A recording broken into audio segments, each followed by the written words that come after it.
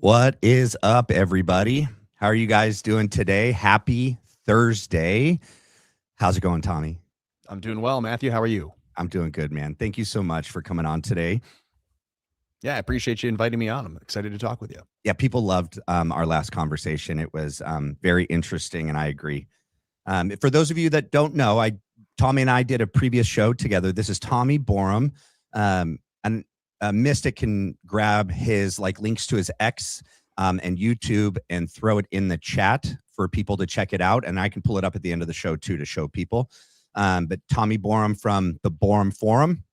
Yeah, Tommy's also well known for kind of predicting how Charlie, if Philly was going to do something because of what, Charlie was doing at the end of his life, turning on Philly, that it would kind of go down kind of the way you said it, right?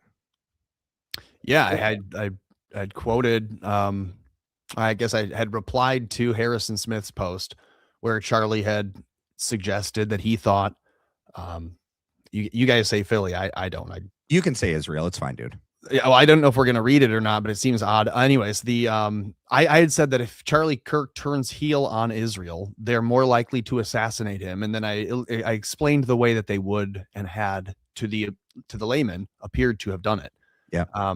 And just to share with people, like the Israelis have on Wikipedia, Israeli assassinations as an article that they continue to update, and it's their brag sheet. So it's not, and it's not a far-fetched idea to think that somebody who was being held in a position is now, escaped that grasp and is moving and doing their own things. If Israel doesn't like that, they used to think of you as an asset. Now you've become a loose cannon. They're going to get rid of you. And so that's how I have come to see them doing things. So I predicted that would happen to Charlie Kirk 3 weeks before it happened. And that's how people have come to find out who I am. Yeah. And you even kind of predicted that it would be in a public forum, right? Like in a public setting.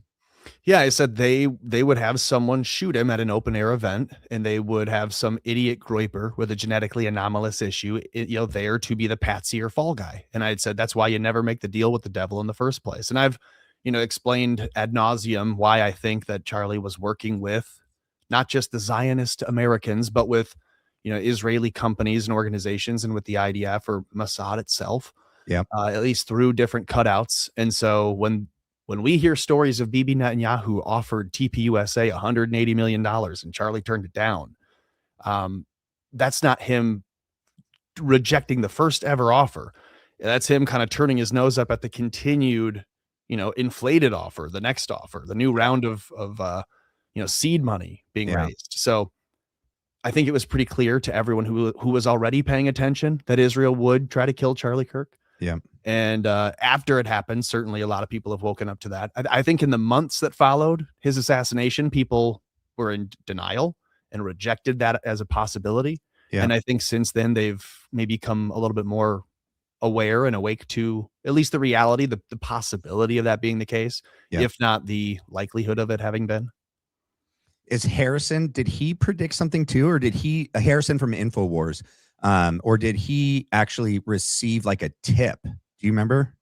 Well, so this is part of the theory that I have, and I don't know how deep you want to get into it, but Harrison Smith had posted saying that he was told by someone close to Charlie Kirk, and maybe you want to pull it up so I don't mistakenly, Was it on X? Yeah. I'll pull it up.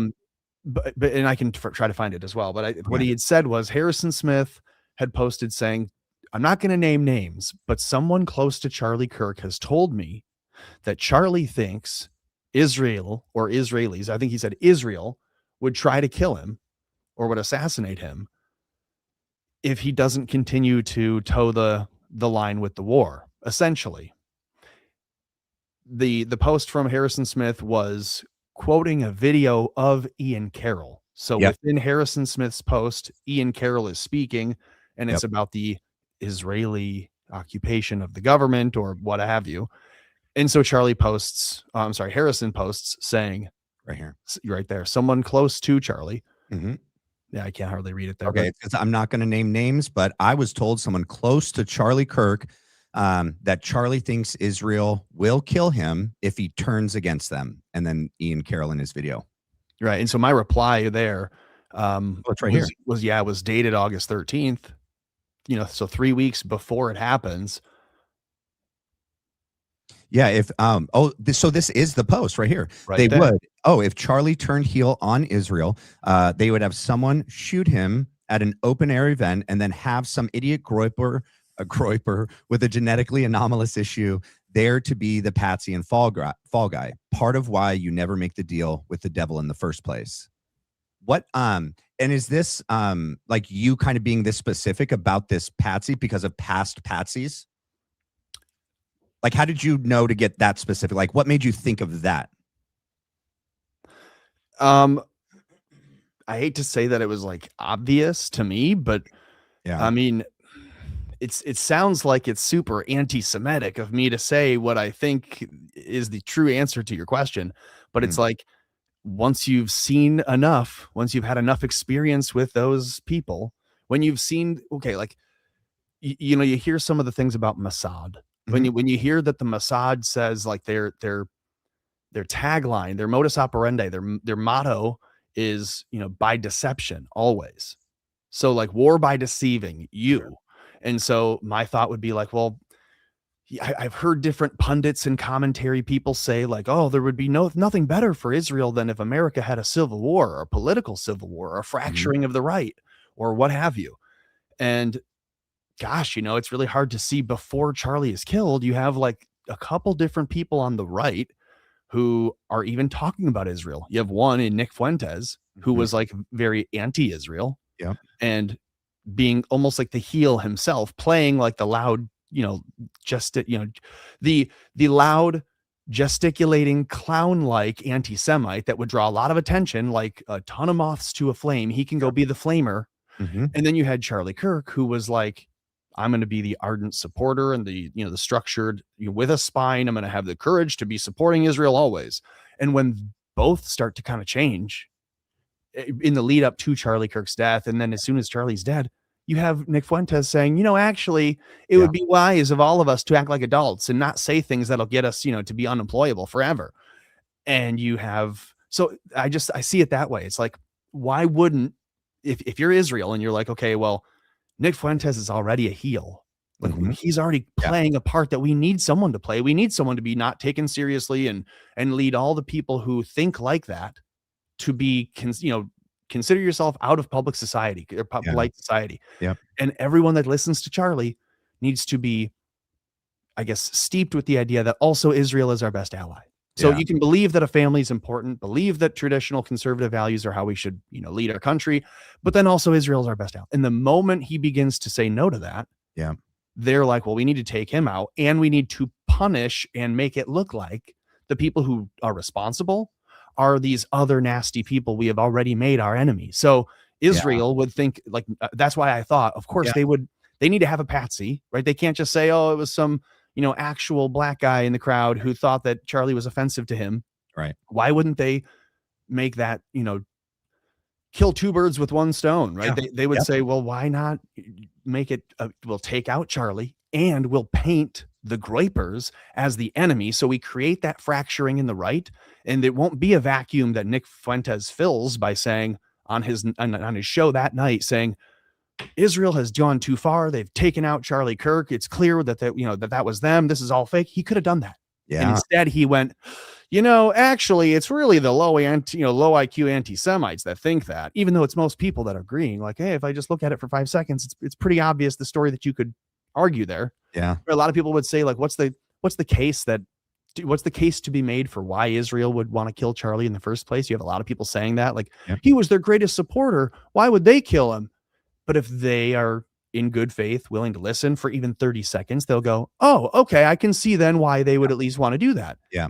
They would have no reason to suspect they'd actually want to take out Nick Fuentes because, as I've said, he makes the questioning of our support of Israel look silly and bad and evil and racist. So leave him where he's working. Don't stop your enemy from hurting themselves. Charlie Kirk is legitimately leaving the party or leaving the group or leaving way worse of a lost asset. So they punish him and they send a message to everybody else. And so that was why I posted this. I'm seeing, Harrison Smith's post, and it occurs to me that of course that will happen. And Charlie Kirk does these open air events. So the way to weasel in and get around any kind of tight security would be to have it be at an open air event. When it's an open air event, there's lax security. So you can say it was a person who never even had a ticket, or a person who never even got through, which is also a way of not having it be a real person at all, and having it be a complete inside job. Like Butler. So from that, I go, okay, well, then it would be an open air event. He's going to be speaking. They're going to have someone shoot him. And what I did not foresee was that they're going to fake the shooting itself and just have a chest, device. I didn't think that far ahead, but I assume, hey, if you're going to have to blame someone, you're going to blame not the obvious leftist or the trans ideologue or whatever the thing is. You're going to first blame. And that's why I thought it would be a graper. Frankly, I thought you're going to go and make it a person who may as well be wearing a Nick Fuentes shirt. Nick Fuentes' rhetoric had been, we're going to go and take over TPUSA events. We're going to go and he got kicked out by Brian Harple.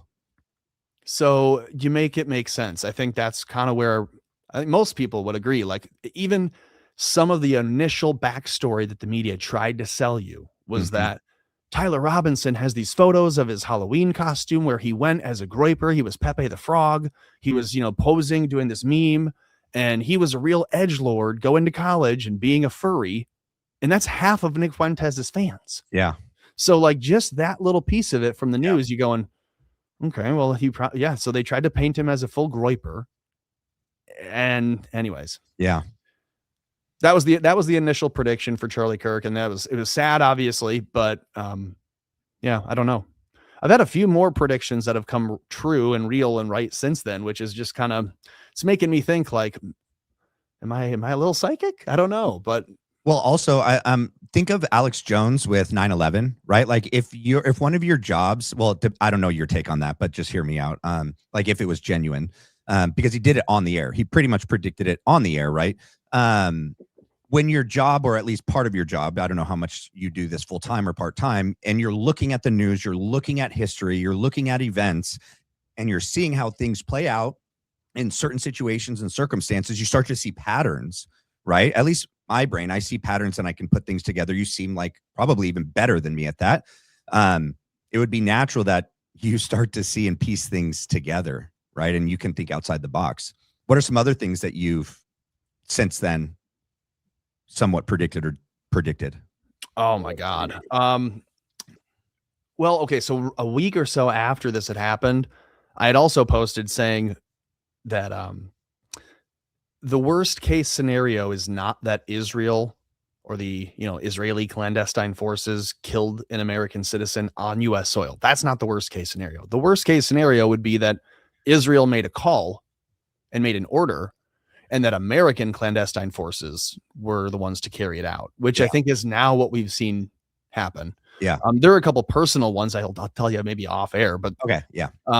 That's why I mentioned, I'm like, there are a couple little things that are not coincidental, and they're not just little happenstances that I'm like, I wonder if I've, and I'm not even being facetious when I say I might be a little psychic. When you ask me like, how did you figure all that? I'm like, this is just what was in my mind. It seemed like the most obvious thing. If you're familiar with gnosis, it's like, you just know something whether you have no evidence of it, but and it would be wrong to deny. So I think. Sorry. Go ahead. Sorry. Definitely, like if you follow like the UFO stuff, right? Sure. And do you know who Jesse Michael is? I do. Yep. He's the podcast guy. American Alchemy. He had this guy on who used to, he was a pilot and he was one of the crash retrieval guys, right? And actually Stephen Greer had some prior military guys come out and say the same thing, that they find people that have these, a lot of times out of the gate community, right? Kids that are gifted and talented, or that they were even taking children from third world countries that haven't been affected by like our chemtrails, our water, our food and technology, that have a heightened parapsychic ability to be able to, they call it a dog whistle, to be able to call in these UFOs. And then they would use like a directed energy weapon or something to shoot it down. And then they have these teams go and retrieve it. And Jesse Michaels had this one guy on that was one of the pilots, and he actually went and retrieved this egg, and they actually have a video, and it's like a what is it, night vision, like one shot, like a still shot of it. They didn't show the whole video, but he was telling a story about it and how as he's flying it back, his consciousness got like paired with the consciousness that's inside of the vehicle. But anyways, my point is simply saying that I definitely believe that we have more abilities than a lot of people think in this day and age, for sure. The night before Charlie was assassinated, because I used to watch him all the time, like every night at the end of the day, I'd sit down and I'd like watch his clips and I'd watch things that he would do. And I had this really weird feeling the night before he was assassinated. I didn't know how, I didn't know what, I didn't know anything specific. I just had this really eerie feeling that something was going to happen to him. That was it. I went to bed thinking like that would be really, really tragic if something happened to him. And then the next day when I was driving, my wife called me and said that he had been shot and I had to pull over. But yeah, I think we definitely have more abilities than, Western society and Western medicine would want us to believe. Yeah, I'd offered on X to be Trump's psionic advisor in case he needed one. But no, man, I've also predicted a lot of things that have been wrong, but not that many.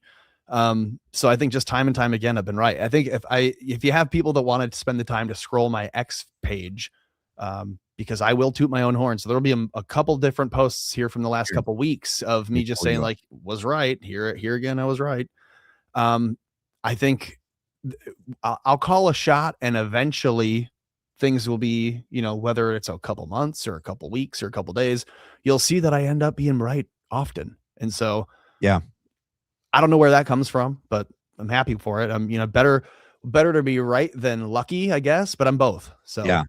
Do you think, do you know about Alex Jones pretty much predicting 9/11 on air? Do you know about that? Yeah. And there are a couple of people who debate that and say it wasn't him and that it was somebody else that he was copying the reporting of. And Alex has also said that he had the white papers and was saying what he had thought was logical, but also based on what he had read in. And then he kind of cites the Operation Northwoods document as a reason for what he had said. Yeah. So he got very, very specific about the World Trade Center towers and about a lot of things. And blaming it on Osama bin Laden. Yeah. And so Alex is an interesting case because I don't know. I mean, I predicted something that was virtually airtight to what exactly happened. Yeah. But for a couple people's different perspectives, and I kind of agree with them. But for the layman, like I nailed it, right? Okay, so then I can't deny him the same.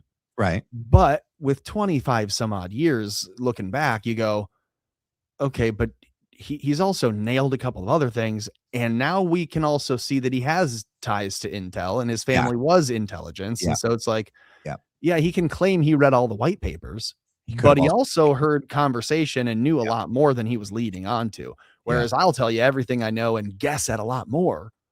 And so people can either like it or not, but if I'm right, I'm right. If I'm wrong, that sucks. But I don't know anything more than I'm telling you. Yeah. I think Alex Jones does. I think he knows a lot more than he tells people. Yeah. Yeah. I think he's privy to a lot more than he leads on.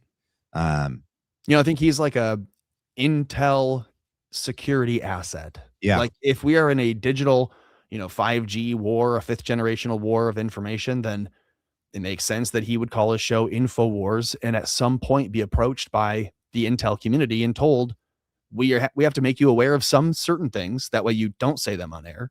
Then we're going to make you aware of some other things that you can say. That way you can remain credible. And then so we're going to kind of box you in with some info. Here's your playground. Here's what you're allowed to do and say. Yep. And we now protect you and insulate you and make things easier. And so now you see what Alex Jones has become. What do you think about Sandy Hook though? Like, why would he? I don't want you to lose your channel, buddy. I'll leave that alone because that's what he got in trouble for Sandy Hook. You can't talk about like whether or not he, like, do you think if he's an asset? Well, first of all, I didn't know we shouldn't even say the name. Oh no, you're totally allowed to say Sandy Hook all you want, but I thought you were asking me what I thought of it, and I don't want to have you lose your channel. No. What I'm asking is, do you think that he like that? Why would the intel agencies like allow him to almost self-destruct like that? Oh, I think maybe that's maybe again, like, I don't know. I'm just guessing at all this, but like, you have to think if he's just aware enough, if he's like a talking head who's watching a lot of different things and he's hearing conversations that he doesn't necessarily talk about on air, and he makes a prediction that does come true, like 9/11, and he didn't know, but he just really made a great prediction. Yeah. Then for the next however many years, he can ride that and have that credibility and bona fides as he talks about everything else from Bush to the Iraq War to the hiring of Obama and whether or not he's from Kenya and all the different things that come up through the Sandy Hook era. And I think at that point in time, I mean, I remember watching the Sandy Hook footage, and I don't know. Okay, I think Alex Jones. I'll make it more concise. Nick Fuentes is to Alex Jones what the assassination of Charlie Kirk is to Sandy Hook. Oh, interesting. Or put another way, like if you want to see someone lose their balls and be clipped by the intel community and have them pulled in and said, okay, now you have to change your gears, jump on a different track and pretend you're riding a different vehicle entirely and just pretend your audience is going to roll with it. That was my next question about Nick, right? Because he clearly, that happened to him. And like, there's also, he was at J5, right? Or J6, sorry, January 6th. Yeah, I was going to say that is I've never heard that one. But I'm sure he was there on the 5th, but yeah, he was there at J6 and he never got. Yeah, isn't that interesting? Isn't that weird? So you see these guys who appear independent at first, and again, hindsight's always 20/20, but like they appear independent, and then they either gain enough notoriety that plants and agents and other people associate and grab onto them and their organizations, or you find out that they kind of had help growing to that platform and that height with those people all along, and so at some point, then there becomes a turning point in, no pun intended, in the society where now, okay, Alex Jones has gone too far. Maybe the intel community says, hey, it doesn't serve a purpose for us to continue to secretly back end support him if he's going to now explain that we carried out a mass, false flag attack on an elementary school. That doesn't help us.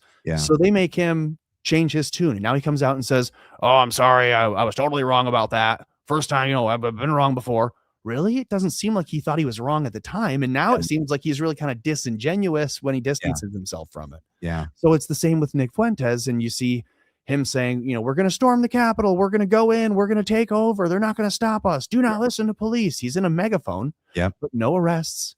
He just comes home and changes his tune. And for the next 4 years, sits in his basement and goes, actually, well, really, blah, blah, blah, and just hammers up another 4 years of youth against the MAGA vote. Remember, in 2024, he was telling people he was going to possibly not go and vote for Trump. He was going to maybe go vote for Kamala. So then the intel agencies go and tell Nick, look what happened to Charlie. And I think he changes his tune. So I'm being long-winded, but I think that's what's happened. I think Nick Fuentes changed his tune like Alex Jones changed his after Sandy Hook. And I don't think that either of them will be honest about why that is, but we can all see it as an audience. Yeah. Man,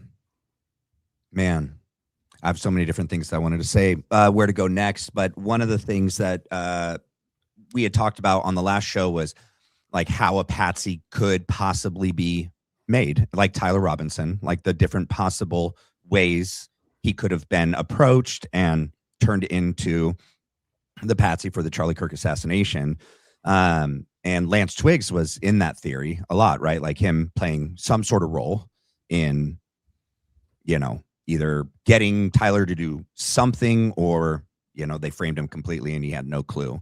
But Lance Twiggs just recently, so he did he gave his testimony back in October of last year, but it just broke recently at the court hearing. The defense of Tyler brought up that the FBI and the prosecution in March did another interview with him, recorded it, didn't tell the defense, and are wanting to enter that in the preliminary hearing that's coming up on July 6th, where he was also given immunity.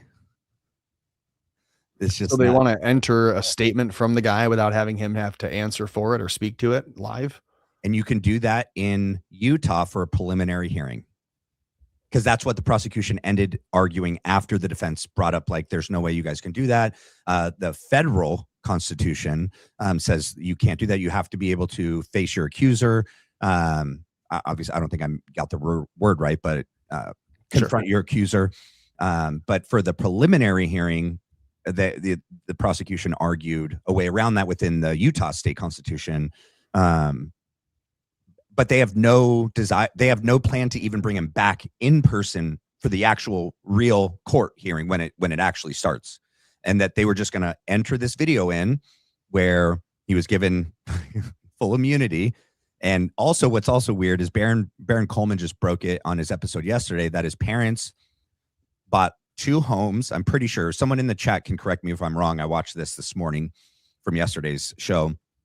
The parents got 2 homes and started, I think, like 1 nonprofit and like 2 LLCs or something like that. A couple businesses and organizations all at the same time. Yeah, and I told you before we started, I think that sounds like somebody's about to launder some money. That's what Baron said. Oh, okay. I haven't seen what he's been doing, but I did see Candace Owens had responded to someone's accusation that she must watch his show because her reporting sounds like Baron's, and I get a kick out of that every time I make a post. Someone comes out in the replies and says that I sound like Candace. So it's funny how it's all very circular. Yeah. There's only so much time in the day for everyone to watch everyone else's content. So at some point there's going to be some overlap. Yep. That is funny though that Baron said that too. Yeah. Yeah. I don't know. I think this guy, they had statements from him in October, like you said. Yeah. And then clearly, I don't think.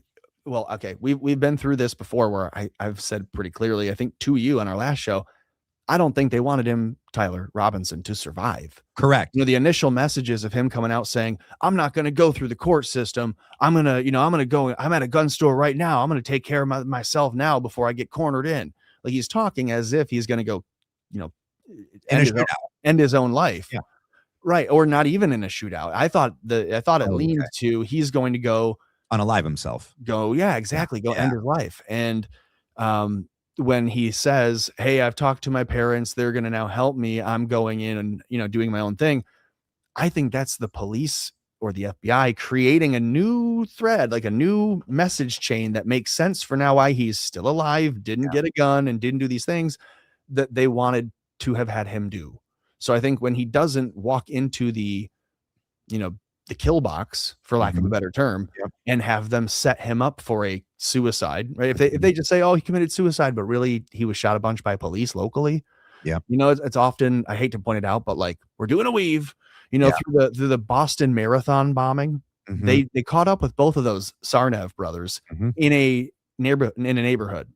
And the dash cam footage and the local police footage and the neighbors who are holding their cameras out the windows all showed the one kid being caught, stripped down, and cuffed. And while he's walking through the street, one of the squad cars, one of the cops who says, that's the guy, I don't care, take away my badge, I'm killing this mother effer, and drives over him, runs over one of the guys. He's in police custody. He deserves a right to a fair trial. He's been stripped down. They're walking him in. They got spotlights all over him.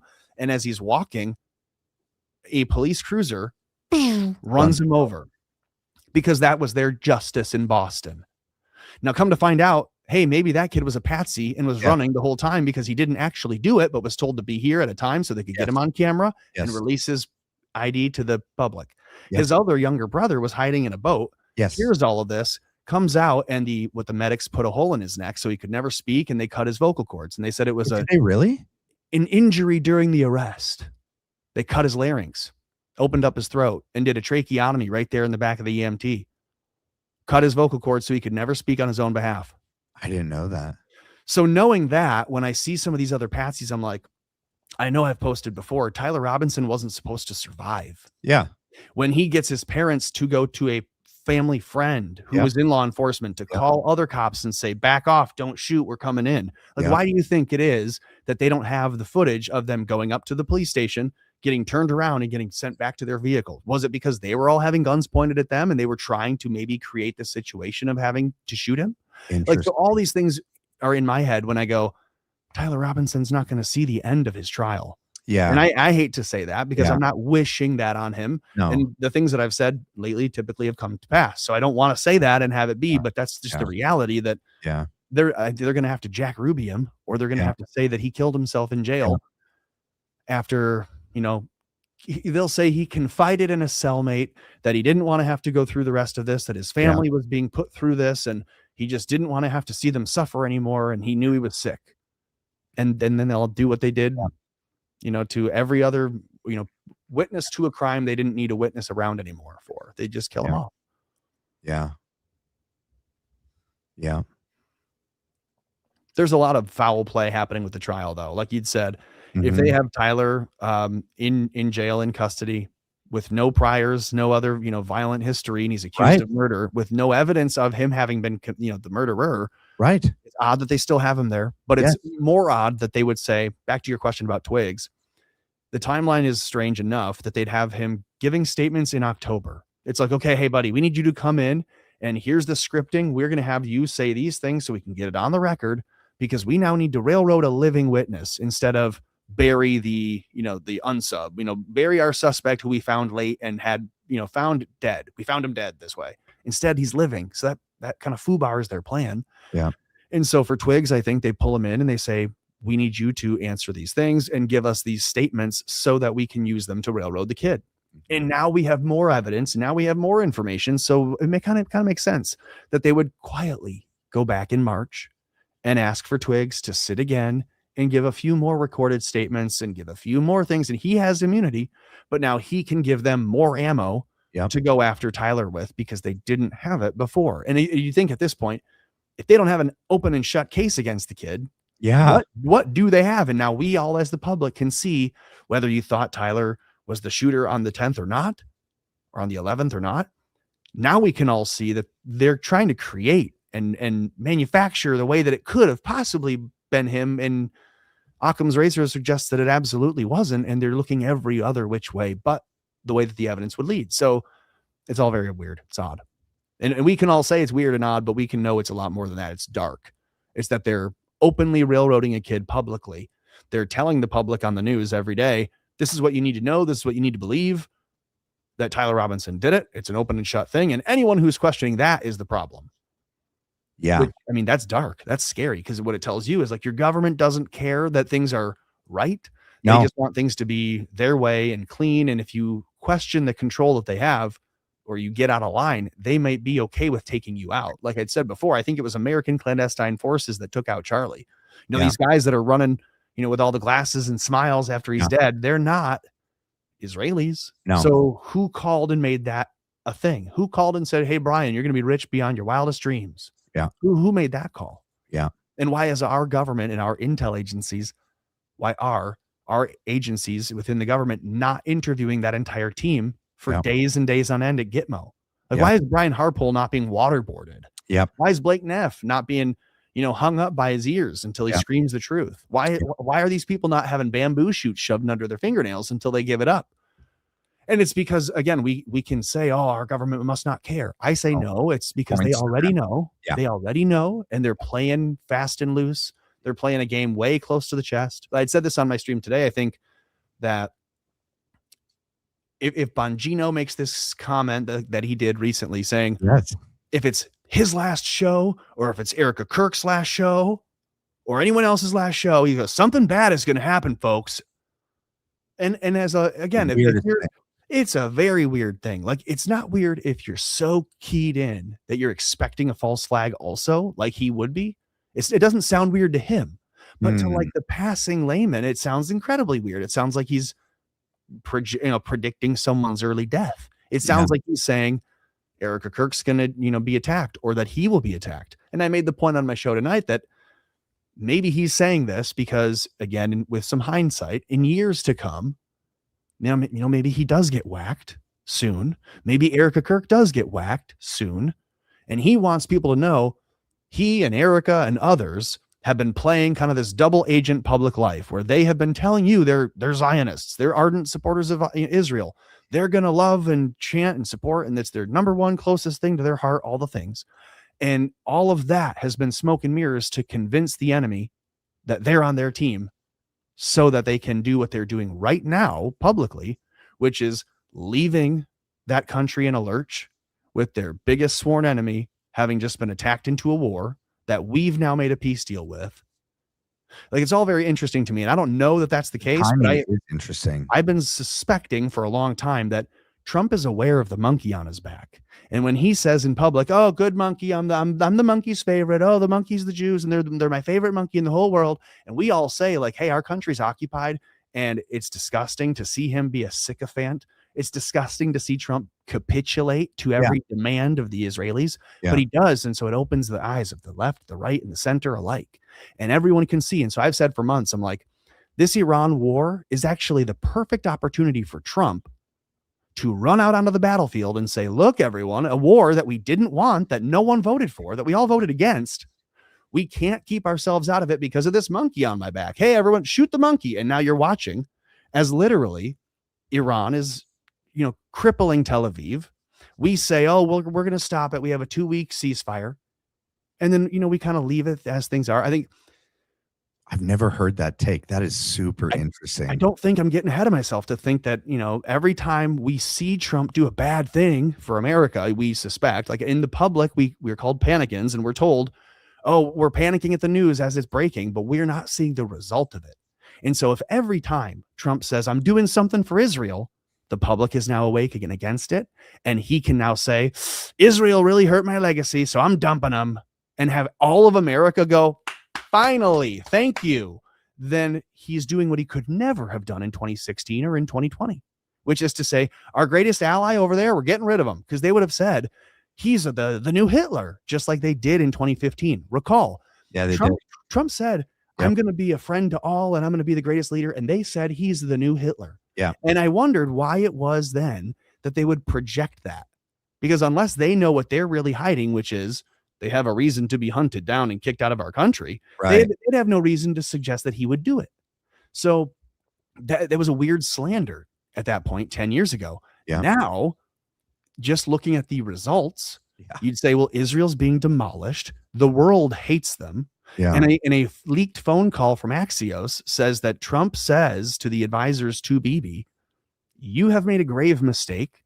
You have manipulated and lied your way into this war, forcing Americans to join up with you.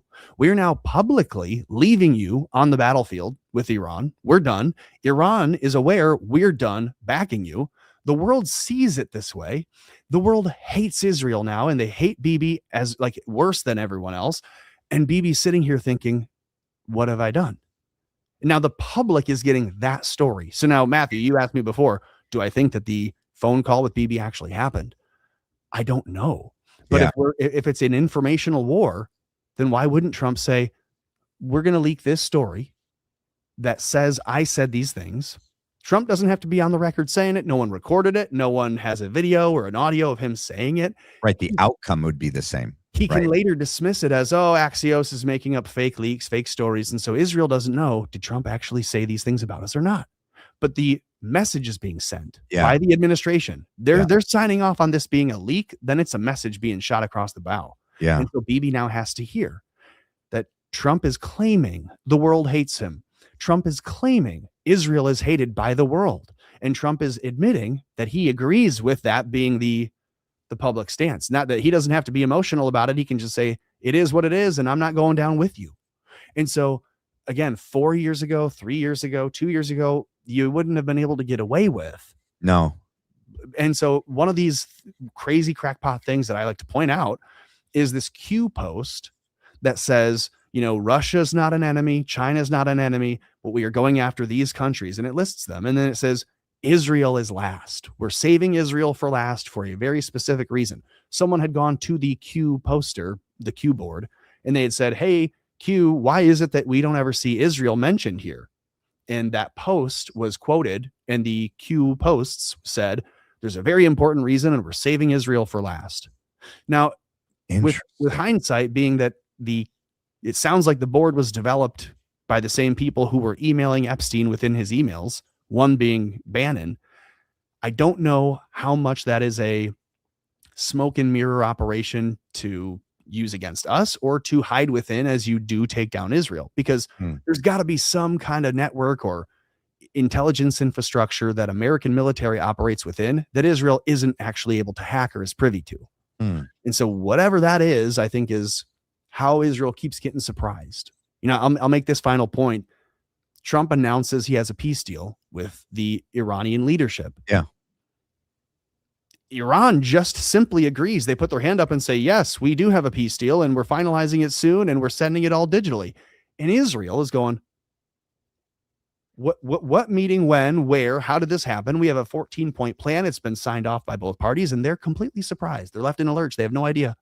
They weren't even around for the memorandum of understanding being drafted. Yeah, they weren't in the meeting. Yeah. They were told later after the negotiations what the outcome was going to be and to expect a copy of it soon. Like, they're completely left out. They were sitting at the little kids' table at Thanksgiving. Exactly. So that can't be the case if we also think Israel's calling every shot and is holding Trump in every single way. So I don't know. I mean, I think a lot of things, but I suspect that my monkey on the back theory is true. And this is all over my X account. So I think like in February, I started phrasing it that way, but it's like, Trump sees Israel as a monkey on his back. He's going to run out onto the battlefield and get that monkey shot in a war that we all said we don't want. Yeah. And now, sure enough, the entire world has turned against Israel. And you have the VP of, JD Vance coming out yesterday or today saying a final note to the Israelis. And this is another little messaging, verbiage means a lot. And what he's not saying is that what he really is intending. Vance says a lot of Bibi's cabinet have been foolish to insult and admonish and essentially bitch about Trump and the administration. A lot of them have been foolish to say that Trump is their biggest problem. Bibi, to his credit, has not been so foolish yet himself. And he says, but the Israelis should be aware of the position that they actually hold and that the threat of their existence that actually exists. And it's not coming from. And so it was very interesting to hear the VP kind of give more than a brushback pitch. Like if you watch baseball, you're like, here's a batter way too close to the plate. Inside. And he's going to catch a zinger right under his nose and miss his front teeth by an inch. And he's going to know, maybe I got to back up and watch my tongue a little bit around this pitcher. He's not having it. So JD Vance says this, not so, it's not so subtle. Yeah. Here's my message to the Israelis. They better watch their asses. Like, so pardon my French. That's ultimately what he's doing. And so I see that. I see this other messaging. I see Trump coming out and saying, I just had to sign a deal with them. And by the way, nuclear, they can't have the weapons, but they can have the tech because everyone likes electric. Everyone likes electric. I'm like, what the heck? So now they go from they're not allowed to have any nukes to, all right, let them have the nukes. Just don't send them flying, boys. And that's all fine. And the Israelis are losing their minds. They are. And so I see the planes crashing and the B-52s being incinerated. And I go, this is an Israeli blowback deal. And I posted the other day saying Israelis are crashing our planes because what else do you make of a B-52 going down because it ran into a bird? Now I'll make this quick point. Go ahead. You can say you ran into a bird. I get that. We've heard about that before.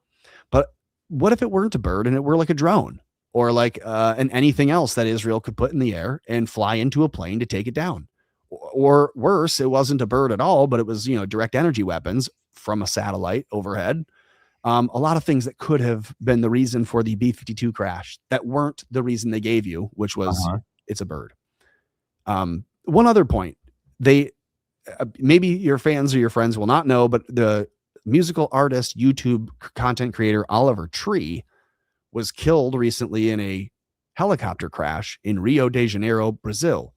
Now, a fun fact about Rio is it's a foreign stronghold for Das Juden. A lot of Israelis have dual citizenship in Brazil and in Portugal and in other places you wouldn't necessarily expect unless you read the history. In Rio de Janeiro, tons of a Jewish population. There's like 80 synagogues. There's 10 or 20 different Jewish day schools. I just read about this, so I have some stats on that. But so it's weird that I said it almost jokingly, like, creating any bad news, I'm just going to associate it with being done by Israel. So I had posted saying, Oliver Tree was killed by Israel? ? Half joking, helicopter crash. He goes down. I can't accuse. Now I come to find out the deal he had for his music being re-signed with a label co-owned by an Israeli music guy went through and it went bad. And the guy also co-owns a drone company. And the report in Rio de Janeiro is that the helicopter was interceded or received by another drone in the air and crashed. So I'm like, no way. Again, I don't mean it to be Right. true when I say it, but it ultimately ends up maybe becoming possibly true. And so, Yeah. I think that Israel might have a lot of technology and navigation systems and weapon systems and other things that they say they contribute on Right. these planes. And just like these golden pagers where they say, yeah, they just blew the pager wide open. Yeah. Who's to say that they don't have a piece of equipment on that jet, on the Strata Fortress, Right. or the B-52 that they can just click a button, have it incinerate itself. Yep. And we can't get to the people fast enough. CNN wrote it up saying there were 8 military, like high-ranking military people, majors and colonels, one retired guy. It's a very strange story, the more details that they release on this B-52 crash. The one in Edwards, right? Correct, yeah. And that just happened within the last week, right? I think it was Monday. Yeah. I saw the like the video of the ground. It's just like charred. Like it's just like a big dent. There's nothing there. Yeah, it's a crater, and it's not even a crater. It's like a splatter. And I asked today, I'm like, again, just a thought. I'm not even saying that it's not a theory as much as it is just I'm spitballing here.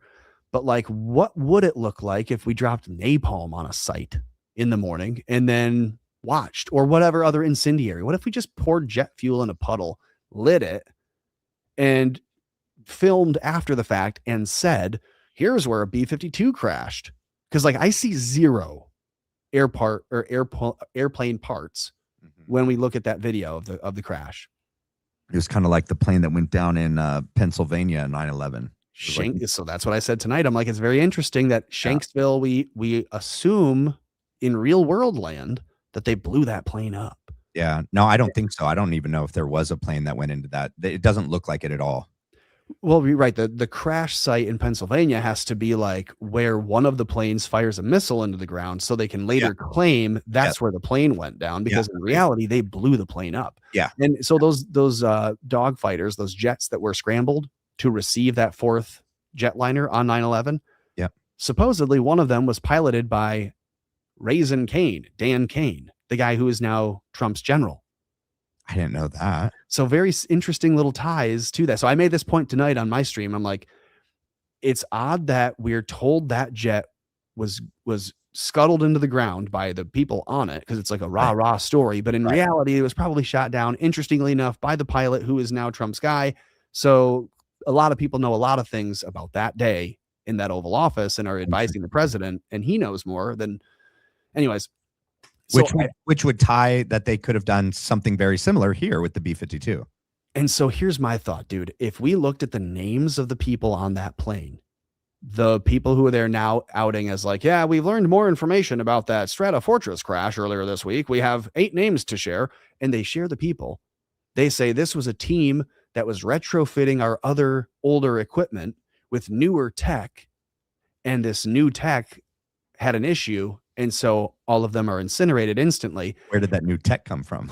Well, and so I'm just wondering why they're kind of burying the lead with the new tech angle. Like they want you to believe, and again, this is just as they're writing the story, that it's like guys who are working on retrofitting the Boeing, and like we have a lot of military planes that are Boeing, and we are going to retrofit them all to upgrade and update them to be fighting for.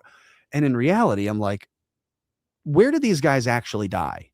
Is it possible that they did not die on Monday in that plane, but that these guys died on some other clandestine operation, or they died doing testing in the desert on a UFO, or they died doing something else?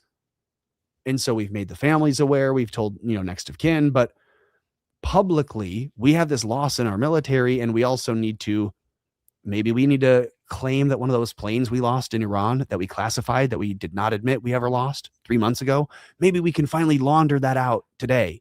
So how do we on the books come up with loss of a Stratus Fortress without it being a new loss in this Iran thing? Because we're trying to cut that. Maybe we just lost one in Israel, and we don't want to admit it. So we claim on Monday morning news, hey, around 11:20 today, a Stratofortress crashed in Edwards base, and really all we did was pour a puddle and light it on fire, and later come back and film the puddle and go, hoy vey shmiri, like, look at this, it's so crazy, oh my God. And in reality, right, we can now claim these 8 men who maybe aren't dead, maybe they're faking their death because they're going into the UFO program. You know, a lot of these. Well, Edwards is huge. Skunk Works is out there. I used to live in Pasadena. My wife is from Antelope Valley, so Palmdale, Lancaster, where Skunk Works is, and like up and down out there.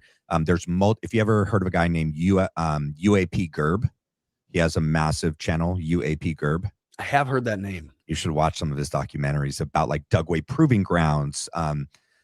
So much about like the infrastructure, right, of, you know, the reverse engineering and how they do it, and which bases are involved, and which, you know, Northrop Grumman, Lockheed Martin, blah blah blah blah blah. Out there, I think that makes sense. Yeah. And look, like these guys who are going, you know, they say, what are we up to now? Like, oh, the 16th and the 17th person who was a astrophysicist or a, you know, a Raytheon employee or an engineer at L3, whatever, these guys are going missing or they're dying. You know, the one woman who had said her husband told her the morning he went missing that he was going to turn himself in because he didn't feel well and he didn't want to live like this anymore. He was battling an illness, and she said, it'll all be fine. Let me just do my errand. I'll come back and we'll talk. She comes back and he's gone. But she admits, like, oh, he had a MS and he didn't want to live like that. So he went off in the desert on his bike and killed himself. He left his phone, he left his wallet, he left everything else.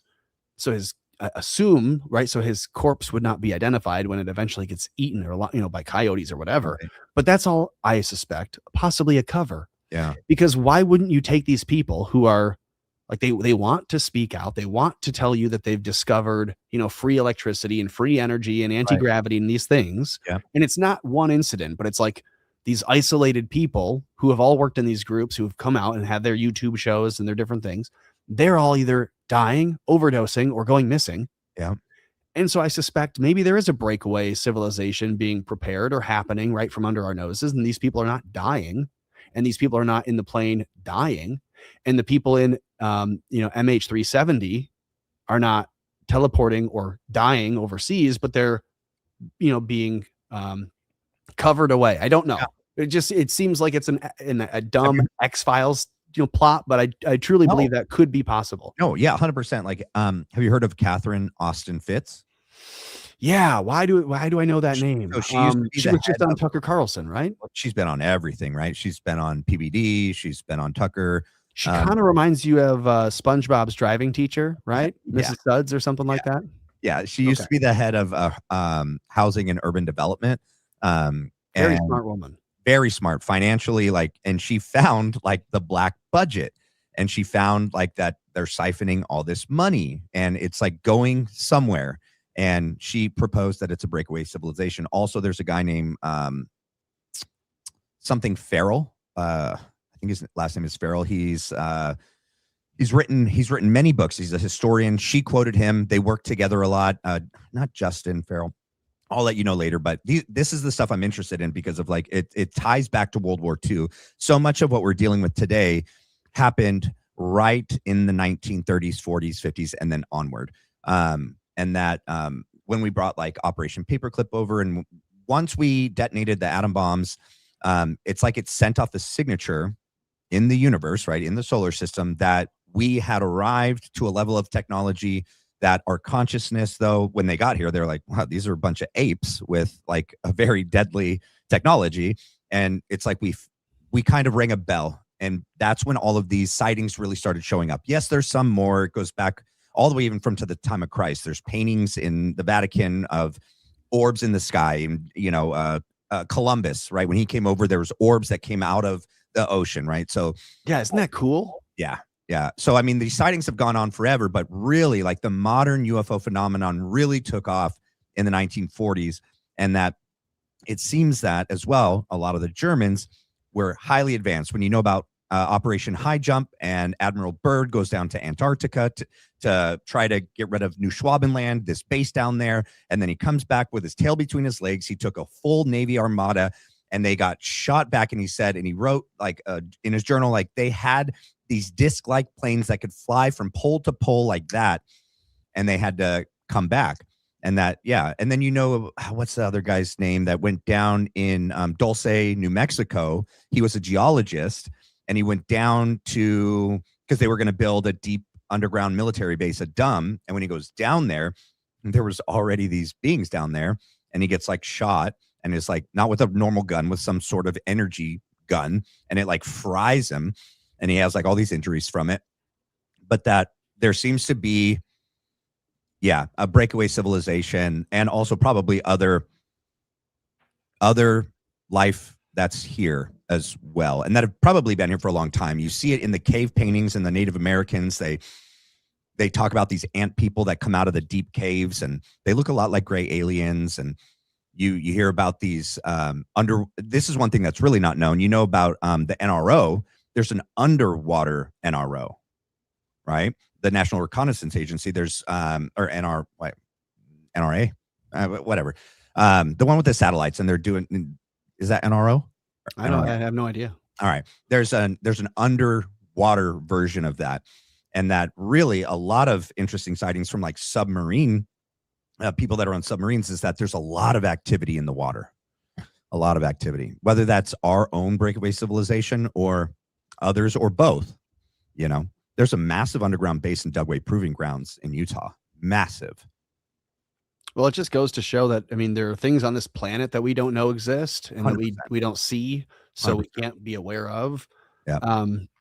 And for all these physicists and ufologists and, advanced researchers who have either died or gone missing, or we are told that that's the case, I think it's interesting and it's odd. They don't make a big deal when, they say the first and then now the second MIT professor in physics has been assassinated, and now we have a Brown University shooting to like tie to it or try to cover it up. Yeah. If you remember, those two things happened very, very quickly. Yeah.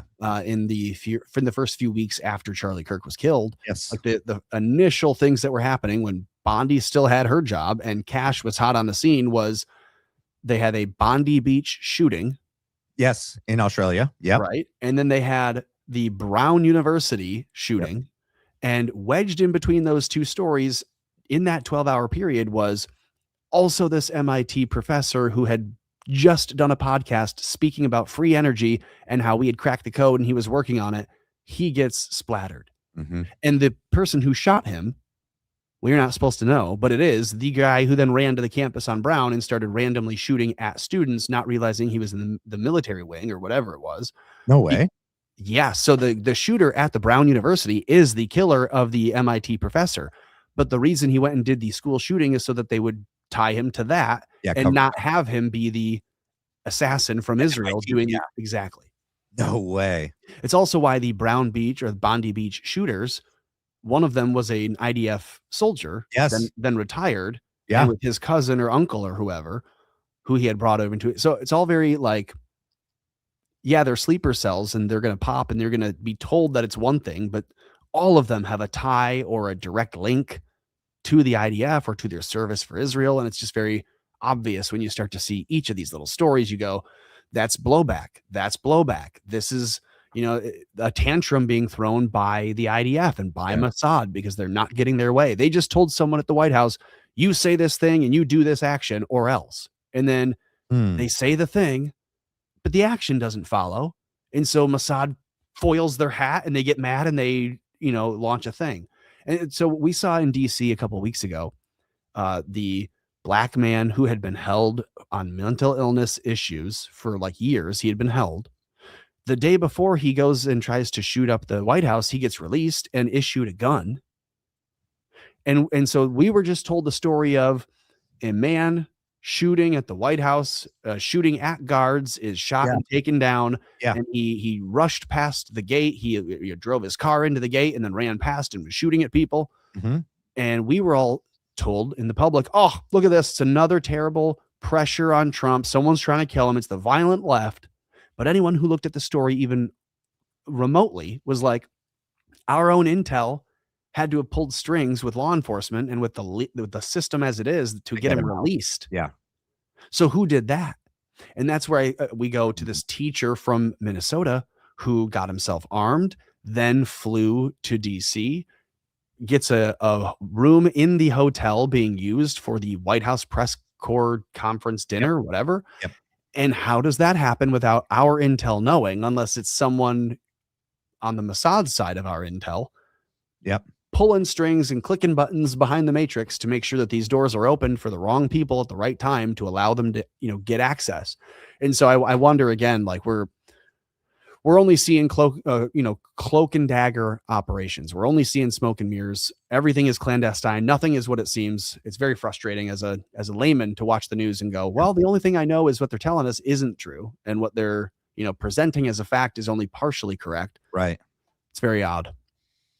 It feels like something's coming. And then to have Bongino say what he said, and he's not the only one. Other people have been alluding to like some sort of attack or false flag, or I definitely interpreted it when he was talking about it that it was going to be like someone was going to take him out or Erika Kirk out. But it's interesting. Your take on it is another very interesting way to look at it as well. Imagine Mossad is now aware that you were double crossing them, that as you sat in on meetings with the Mossad rep and he says, we need to make sure that everyone believes that Epstein is dead, and Bongino's sitting there nodding, going, I'll go and tell him that. I'll go and tell the public that. Yeah. And now he's looking at you with those, black bleary eyes. He's beleaguered. He looks scared. He looks like he's lost weight. Yes. And he's like, I just need you to know I was on the right side of this. Okay, guys? Like he looks terrified. Yeah. And so I think, look, if I were willing to take on a big position in the government like this, like he was, and he says, I'm going to go and do the thing. And then he gets conned into this, you lie for us or else thing. And he's not doing again, put yourself back in this a year ago mode. He's not doing it well. No, he's doing these podcasts and he's sucking and he's making it look as if it's not just that he's bad at lying, like he's giving away that he's lying. Yes. And so Mossad would say, resign, fire him, send him back to the podcast land where he thinks he can be helpful. Yeah. And he's done that. And he's tried to play as though, oh no, I'm still a fan and don't make me your target. Imagine how you would feel if tomorrow Mossad says, we know what you guys have been doing. The jig is up. We see Erika as a play along. We see Bongino as someone who didn't try hard enough. Maybe they would simply say, we know you guys tried your best, but you sucked. You didn't carry the water hard enough. You've allowed your audiences to turn against us, the Israelis. Mm-hmm. And so we're punishing you. And they might just do that. I mean, who knows? Maybe Bongino gets a call from his AIPAC guy and he's told, you're a marked man. Just you wait. We got 6 ways from Sunday to get back at you, Bongino. And maybe he's terrified going on to his live mic saying, if anything happens to me or Erika Kirk, that's how I read that. I mean, he did look terrified when he was saying it. It was strange. It's like if you ever had hope that they were truly trying to get to the bottom of things, but that they were forced to lie to you because then your enemy is also hearing them lie. If that were ever a hope, if you ever thought like that what Tucker told Candace is true and that Erika Kirk really hates Israel more than anyone, and that the reason Charlie was waking up is because Erika was in his ear saying, no, you don't understand how bad they are. Then all of this stuff that we're seeing from Erika now is like her trying to save her own life because she just watched them kill her husband. And again, I'm saying that run out the ground ball. If that's what we want to think, like, then that's what she could be doing. And you see Bongino returning to his show going, I tried to lie as well as I could for Israel. And now fortunately everyone sees it's like blown back in their face. Maybe Israel says to each of them like, hey, look, you guys were trying your best. You took your marching orders. You did what we told you, but it didn't work. And now we have to do something different with you. And you know too much, right? Like that's the other thing no one's really thinking about yet.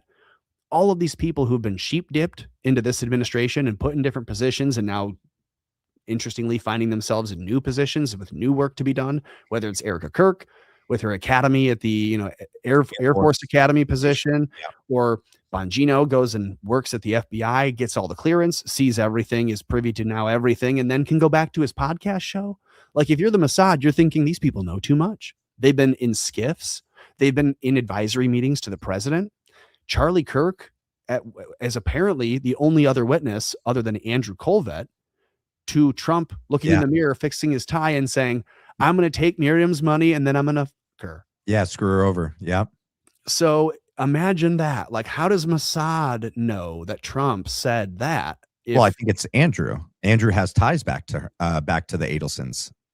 Isn't that interesting? So it's like, who's leaking and telling them what, when? And if Charlie's like rah supporting that, maybe he goes and tells Erika what he heard. So like, there's a bunch of different ways that people can hear that. Yeah. But it's interesting that, Charlie got in over his head. He got out over his skis by telling people over and over that, we can't have the Iran war no matter what. Yep. He was pissing off all the wrong advisors. Yeah. And Tucker had said he was in the office, and the only person who spoke up vocally against the war and said that Trump would be wrong to go forward with it was Charlie Kirk. All the other advisors were willing to keep their lives, but their mouths shut. Well, and Joe Kent too, right? Like Charlie told Joe, keep us out of the war. We don't know what Joe said to like Trump, but I mean, what he said and done since, it seems like he was in agreement with Charlie on that. Yeah, and for whatever reason, I remember Tucker having said he was in like the advisory meeting, and maybe Joe Kent wasn't in it because they see each other in passing. And Charlie tells Joe as they're swapping in the meetings, he goes, "Hey, keep us out of the war." Yeah, but Charlie's the only person in the meeting saying to Trump, "This is how people see it. This is how people want it. We don't have any business in it." And I don't know. I don't think Trump being publicly stood up in his meetings like that helped Charlie's position. Yeah, no, I agree. I do think though, if the Israelis called and said, and maybe they don't call Trump directly, like I don't think it was Bibi calling Trump saying we have to take Charlie out. Right. I think it's the Israelis calling their own Israeli Americans here, having it happen, and then Bibi smiling and gloating at Trump saying, "Oh, we're so sorry that happened." And then he reads the letter from Charlie afterwards, which, by the way, when you read that 7-page letter, I don't know if you read the letter from Charlie to Bibi. No, I knew it was fake. I wasn't going to read it. Oh, it's fake? You think it's 100% fake? Or how do you know it's fake, or are you like pretty sure it's fake? I mean, that's just one of those things where you go, oh, Charlie wrote a letter to Bibi, but no one heard it or read it or saw it publicly before he died, but we're going to see it now after? So that means, John Mappin, you don't trust John Mappin? Oh, I trust John Mappin. He can just as easily be fooled by a fake letter released only by Bibi. That's true. Well, no, he said he got it from Charlie. I don't know. I have a hard time buying that. I also don't know enough about it, apparently. Yeah. I mean, the letter was weird. I read it a couple different ways, and it was weird. So, but yeah, Bibi reads like a sentence out of it. Out of a 7-page letter, he reads like a sentence that's like obviously in favor of Philly or Israel and him. But okay, so let me say this though about Erika. I took it that when Erika made that statement in front of Charlie and Tucker, it was to, in my opinion, sorry, this is just my opinion, to try to convince Charlie that she was still like on his side and his team, and that like to not let the gig out of the bag that she was possibly with them.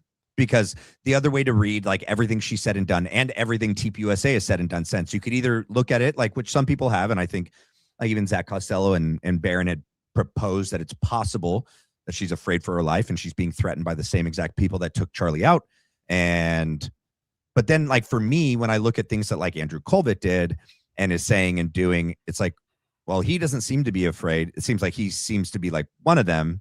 Then does that mean, just trying to make sense of it all? Like who there, like is Blake Neff in on it, or is he afraid? And Mikey McCoy, I tend to think, at least right now, from what it seems, I don't know. I don't trust Erika. I don't think that she was honestly anti-Philly.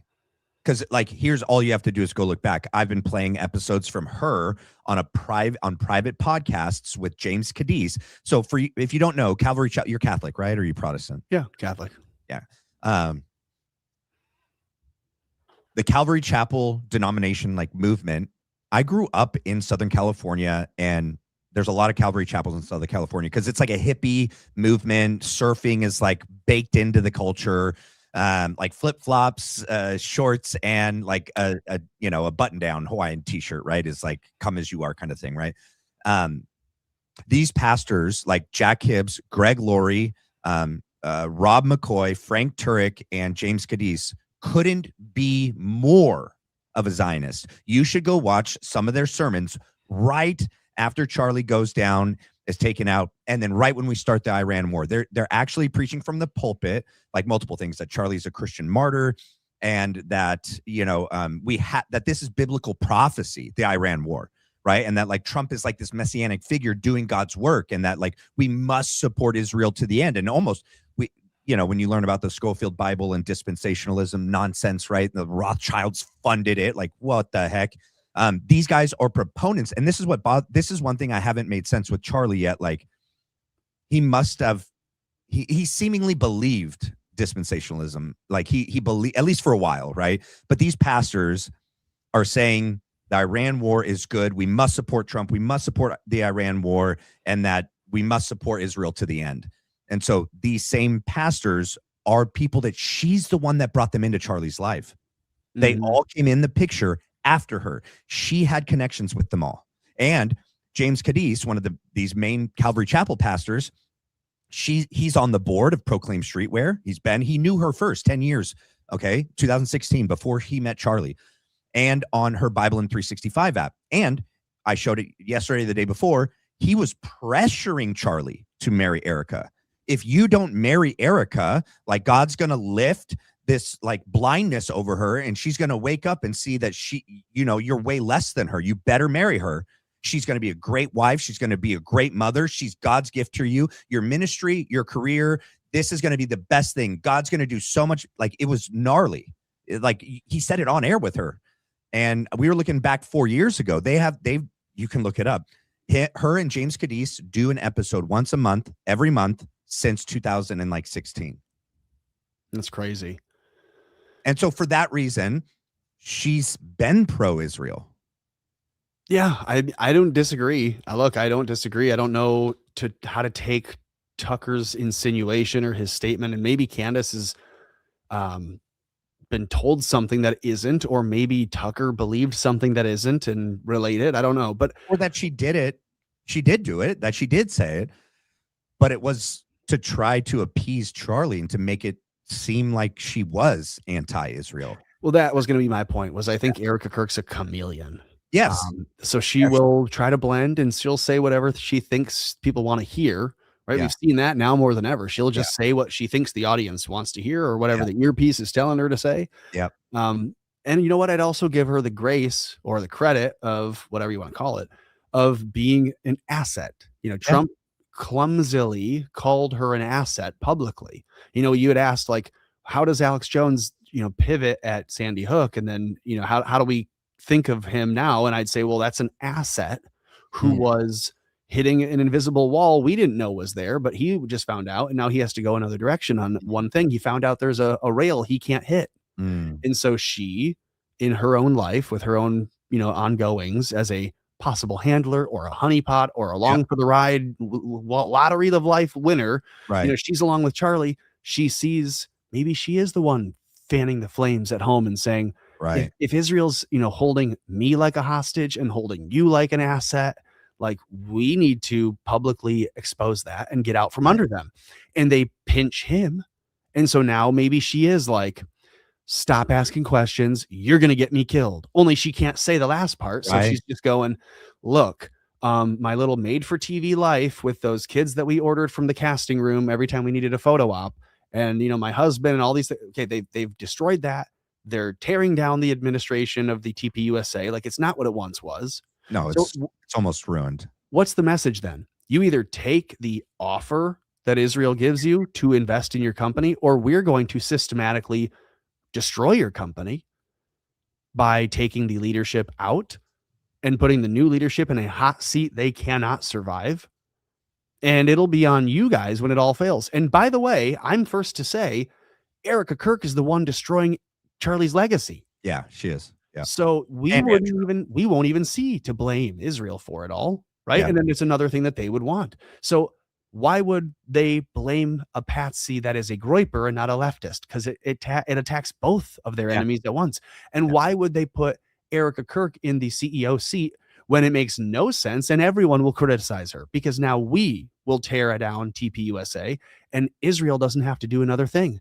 They can have had their offer be balked at by Charlie, they'll say, well, we'll punish all of TPUSA is getting punished now because they can sell a bunch of merch, but their organization's as dead as Charlie is. And everyone who's in it still doesn't have to be there they're not there by choice. Right. They're there as hostages that are being forced to go down with the ship. And this is why I think the letter was real. He wrote the letter on May 2nd, 2025, right after Bibi gets the letter, and he shares the letter with Rabbi Wolicki, who is a piece of scum. Look him up. He goes on the Aaron Molin show like every time. You didn't have to tell me he's a rabbi. I already agreed with you. He was on that Zoom call meeting the night before the 10th. Okay. But so Bibi gets the letter May 2nd, 2025. The letter pretty much says, you've lost the information war. You suck at what you're doing. You have to change your methods. You're pretty much, it almost like reads as like Charlie's trying to help him, do propaganda here in the United States. Right. And he even gives him the name, and it's called the Israeli Truth Network. Right. And Bibi responds and goes, okay, let me do it with you. Let me come on your show. And Charlie says, no. Right. And then Bibi goes on for the first time ever, like a podcast tour in the United States. Every time before, like Lex Friedman went out to Israel, right? Bibi never came here. He goes on this podcast tour, even though what Charlie said was, don't you do it, Bibi. Like, you need to get other, Israeli people to do it. And Bibi being Bibi, he's like, I'll do it. It didn't go over well, but it didn't go well. And so in, June or July, so it's either July or August, because after you have the Student Action Summit, right, with Megan and Tucker going max on Israel. You also have the Josh Hammer and Dave Smith debate where Josh gets destroyed. And then there was, Charlie also did the sit down with the TPUSA chapter heads with Andrew Colvett, these college students, and it was all about Israel, right? Bibi then makes the phone call because Charlie's like, no, I'm not going to do it with you. Bibi's like, I'm going to give him one more chance, right? Offers him the money. He says no. And right at that time, do you know about the FAR filings, the Show Faith by Works, the Clock Tower X filings? No, remind me. Okay, the FAR filings were filed by the Foreign Ministry of Israel, right? And the papers had to have been written up in advance because they were submitted and like completed on September 18th. Okay. And some of them even like go back to like the September 8th or something like that. But the money, because they raised like millions of dollars, right? Like it didn't start in September. Like the planning for this had to have started before, right? And it in effect, it is what Charlie was offering, telling Bibi to do, but through like a legitimate media company. And Bibi's like, no, we're going to do it subversively. And we're going to have Clock Tower X, Show Faith by Works. We're going to do this FAR filing, and we're going to create propaganda. We're going to have October 7th virtual reality things that are going to be at Christian churches, Christian universities. They also are using Lori Fronsvy's Superfeed technology to data track and geocache anyone that goes to these. Like, you could look up the list. It's thousands and thousands of churches in like Idaho. Yeah, I know about that. Yeah, so that's the Show Faith by Works filing, but it also says that, and it's by the Foreign Ministry of Israel, that they are going to like collect data on all of us going to church, going to university, and all the AmFest events and all the Make Heaven Crowded events. Any TPUSA event since September 10th did this. And then the Clock Tower X one is like, we're going to actually engage in propaganda as well. And go ahead. I want to insert this idea or interject this, okay. And not to be insulting to the people who would go to the events, but though they may be insulted. If you're going to an AmFest event, or if you're going to any TPUSA event today, they would see you as a rube.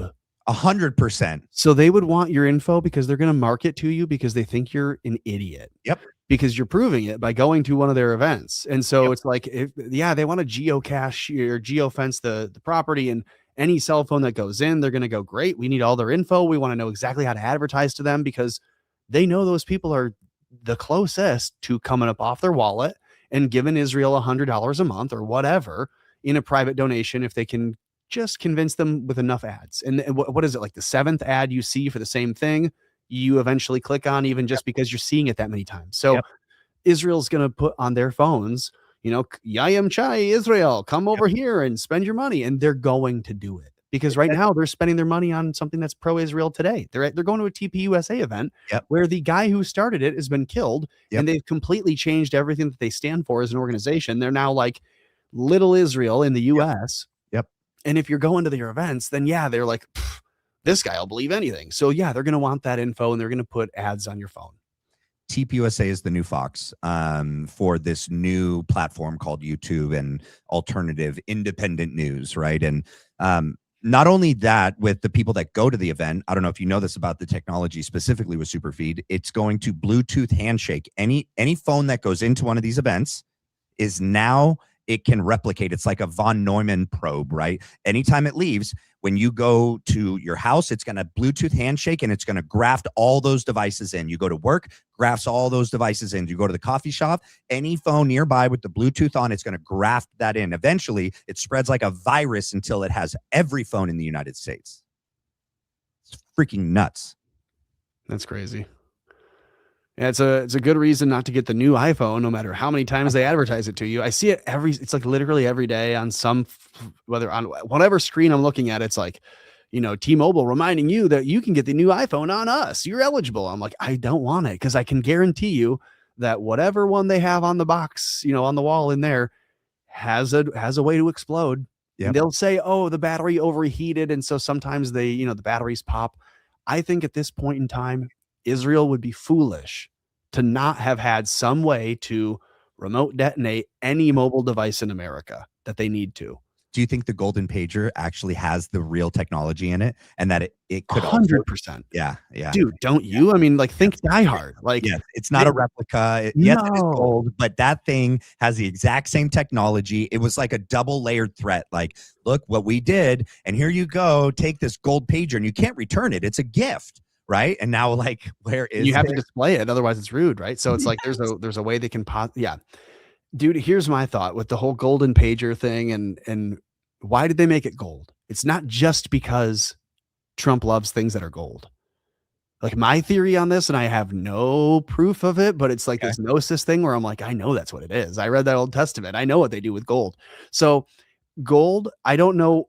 And every person in chemistry is going to laugh when I say this, but I think that they're going to use some kind of frequency technology or direct energy on gold to make it more than, okay, so it's not just the conductivity of it, but like there's a reason that, we're told like, oh, the aliens wanted gold. That's why they made us. Or like, right. Okay. So like if the Jews have figured out, I hate to say it that way, but it's like, that's what it is. Okay. The Jews of the Old Testament are, the same people today who are claiming that there's high advanced microchip technology that they use to make these things explode.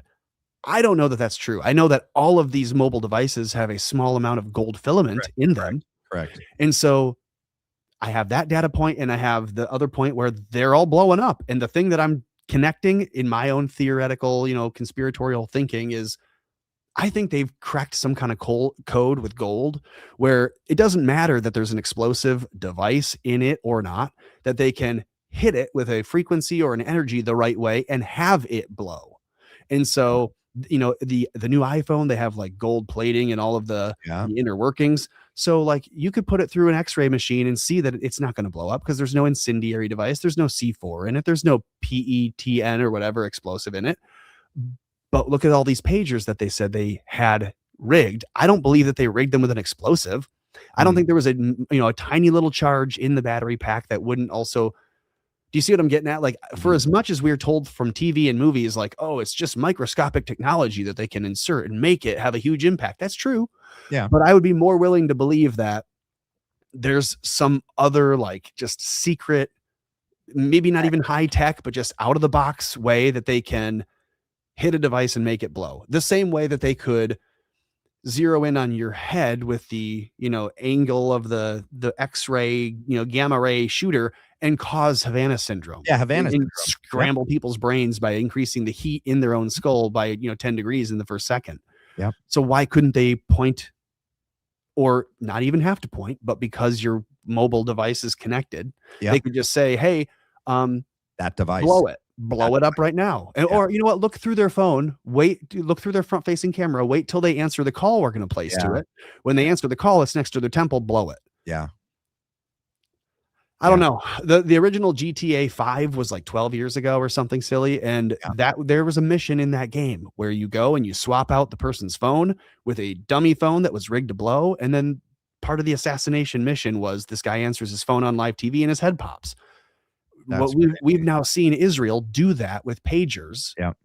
They call the pager, the kid runs to answer it for their dad, and their hand blows off and their eyes gouged out. Yeah, I just saw that. I didn't know how many civilians, wives and kids were hurt and actually killed. Like there a lot of people that weren't even the intended targets. And a lot of people who simply had that same pager model, but weren't ever a part of Hezbollah or Hamas, that just had that pager. So now put those dots together. You go, so did they just hit every single model and just assume whoever's getting one, it must be related? And maybe, someone gets 5 pagers from their buddy at work, but he gives 4 of them to his family members who are not Hezbollah at all.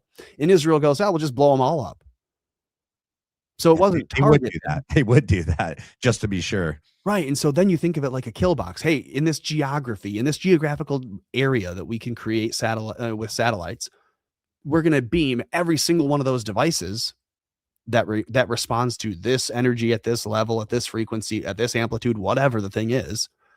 And so it's indiscriminate. They don't have to be members of Hezbollah. It's anyone that's answering that ring on that device. And it could just be a kid at the well checking to see who's coming. And so you start to think like, okay, the pager they gave Trump isn't just gold for glib, haha, he loves golden toilets, give him a gold pager. I think it's more on the nose than that. I think they're saying to you how it works because they're they lack humility. So they put the little vaccine syringe on display with the glass. Yeah, no, they want to rub it in your face. It's so that's actually a part of some of these so what's his name? Jordan Maxwell, I think his name is, right? Like that they want to subliminally or even overtly actually tell you the revelation of the method. Yes, revelation. So they give you the pager and they make it gold and they show you that they have exploding pagers and this one's dripping in gold and they're giving it to you and it's like it's nuts. This is a dripping threat. Yeah, I agree. So BB posts yesterday. He says having a work meeting with the head of Mossad. Did you see this post on X? No, what? Okay, go ahead. So BB posts on X a photo of him sitting in a chair and it looks retouched. It almost looks like it's an AI generated photo because the head of Mossad is, like shot blocking for TVs and movie. The guy is looking this way, but BB's sitting here. Okay. But it's posed so that both of them can kind of be seen, but it's clearly you weren't actually having a candid photo taken because no one sits like this when the guy is sitting there. You can see. So I wondered today, I'm one, this photo almost looks AI. It doesn't almost look like that he's sitting in that chair where he should be because the guy's not looking at him. But besides my idiot retard brain, BB says, hey, I'm meeting with Mossad, the head of Mossad. We're having a work meeting. And if you just click view quote posts, you will see every single person reposting that and quoting saying, who's the next person you're assassinating? Or whose assassination are you planning? Or, hey, it looks like we're going to have false flags incoming. And it's people like Matt Gaetz and other big names who are quoting this saying false flag incoming. So now it's everybody who's aware when BB posts something saying we're meeting with Mossad and we're going to be planning. Everyone's like, oh, cool. So more planes are going to blow up. One guy said, America, hide your buildings. It's wild. Yeah, what's his name? The guy that owned the World Trade Centers, right? That took out the insurance policies on them, and Larry Silverstein. Yes, and I don't know if you know, right? They had asbestos in them, and he was renovating 2 floors just to know what it would cost to actually retrofit them without the asbestos. 2 floors was. So it was going to be more than everything that he ever had on all those buildings. He wasn't going to be able to afford to do it. He would have gone bankrupt. It would have been a loss. And it just so happens that he turned it into a win-win-win, right? And then he was able to justify 2 terror attacks because it was 2 planes and 2 buildings. So even though the insurance policy payout was 3 point whatever for 1, he was able to convince the insurance company, oh, no, it was 2 separate attacks. And he got Two, that guy just bought in 2021 or 2 or 3 the U.S. Bank Tower in L.A. And they're retrofitting it right now. They're doing renovations on it. And guess what's happening in L.A. in 2028? The Summer Olympics. Is it really? Yeah. Yeah, I don't know. It's yeah, with what Bongino had said and what Larry Loomer has been saying over and over and over on X. Now, Laura Loomer posts like once a week that, something big is going to happen, and it's going to be because we don't support Israel enough. Yeah. And so you see that and you go, okay, well, something's coming. She's been saying that for a year. Yeah. So whomever has been telling her like, oh, don't worry, Laura, we're priming the pumps. We're going to get them for sure this time. Like they're clearly getting louder because now Bongino is hearing it, and Erika Kirk is doing her like shaky thing. Like, all of this tells me like whether or not they're actually going to get killed off or they're just being written out of the intel script. I keep going back to this thought of if Nick Fuentes has been made an asset, that he's approached by our own intel and told, hey, your show is so big now that a percentage of the population is aware of you. And so the things that you say have an actual economic and military and otherwise impact. So we now have to coach you and make sure you don't say the totally wrong things because it's important to national security. They get a national security letter, Matthew, and they're not allowed to say it. So Joe Rogan gets a national security letter when he goes to Spotify and gets a $400 million deal because now he's interviewing people like Elon Musk regularly, and he's a government contractor. So when you ask him about aliens, he's going to have to tell you that he's never seen anything at all. Right. And Joe, you have to go with it. That's in the national security letter. But we, the public, are never going to be told that because he's sworn to secrecy. So we have to just know that that's how our intel agencies work when we're looking at people like Alex Jones. He's clearly been receiving intel agency letters. He's gotten letters of national security telling him what he can and cannot say. And now he's kind of changed his tune. He's given off the InfoWars thing. Now he's the Alex Jones Network, and it's all clean, and it's somehow he just can never be hit and taken down. Nick Fuentes is the same way. Yeah. So look at Erika Kirk and look at others as if they could be, because Trump clumsily said she's an emotional asset. Yeah. I don't think he's saying that they have a segment of assets that they call emotional assets. I think or did Pete Hegseth say that? Someone said it, and it was reposted and at any rate, if they're calling her the emotional part is just simply the person's subjective qualifier that they are saying and adding on. True. Yeah. Candace, I think, doesn't get that or isn't saying that as articulately. She will come out and say, they think that Erika Kirk is an emotional asset, like that we need to be emotionalized by her. That's not exactly what they're saying. I think what they're saying is she, like Nick Fuentes, like Alex Jones, like others, are national security intel assets. That intelligence is making sure they're either kept alive or don't say the wrong thing or do the right thing by the government or whatever.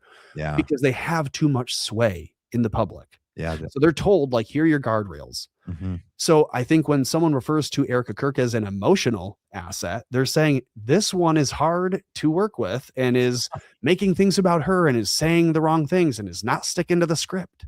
And so for that reason, I've been saying they're going to write her out of the script. She's not selling the grieving widow narrative. No, she's not. Really not selling the I'm running TPUSA the right way story. No one's buying that. No. And then she, has to kind of lean back on her. Well, I just want to be with the kids and go home.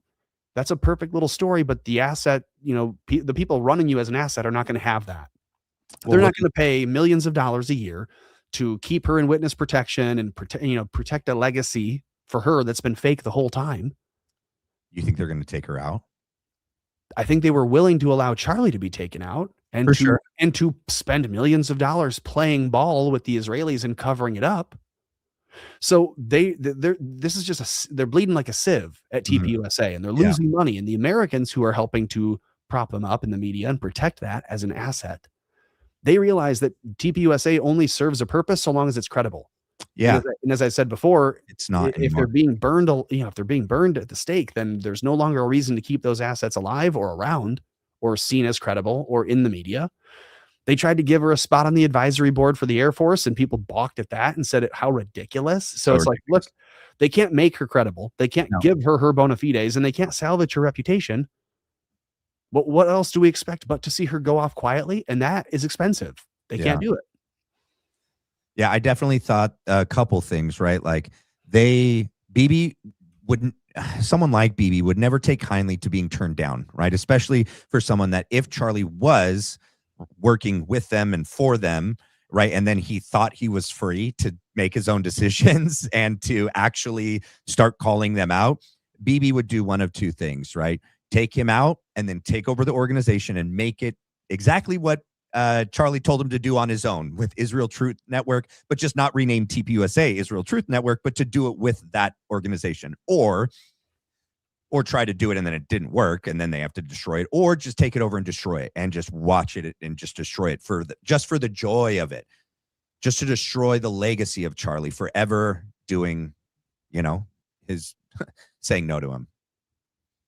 Yeah, I mean, that's the result, right? I like to judge things by the result. Yeah. And it's unfortunate that we have to deal with the world as it is today, but that's how we have to deal with it, as it is. And I like to look at things as they are, but unfortunately, when you look at things in hindsight, you can see a lot more.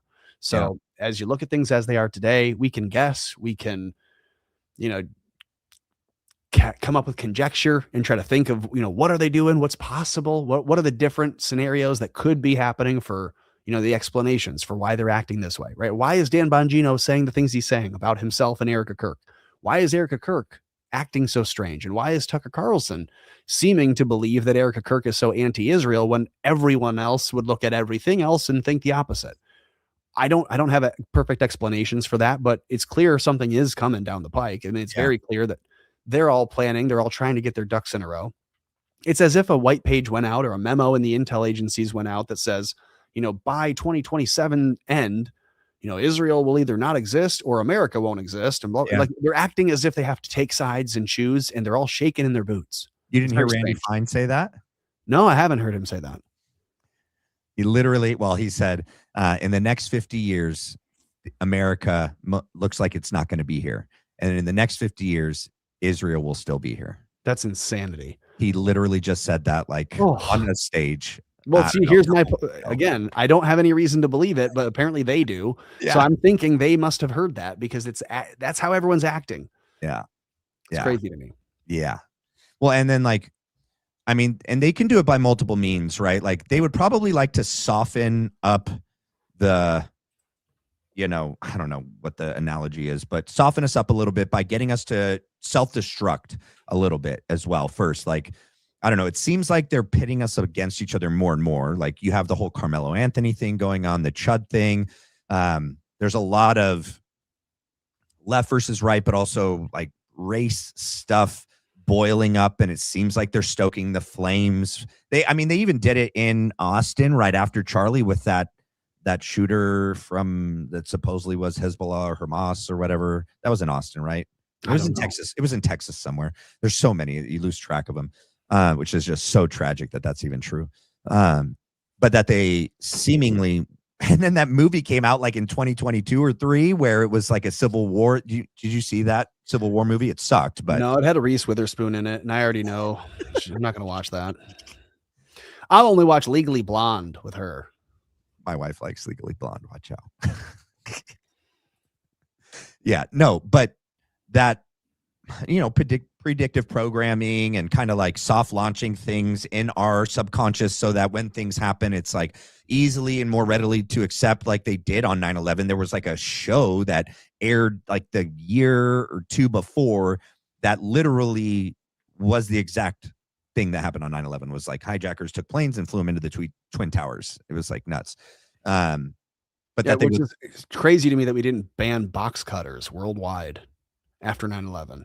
I mean, that's true, huh? Right? Like, it's just to follow their illogic all the way through, like from every mass shooting that we see or every school shooting, they go, we got to ban guns. And after 9/11, they didn't say like every single work tool we've got to take away, and Home Depot's under, tight security. Like they didn't do that. So it's very interesting, how the rhetoric changes. We've gotten dumber since 2021, since 2001, excuse me. Yeah, for sure.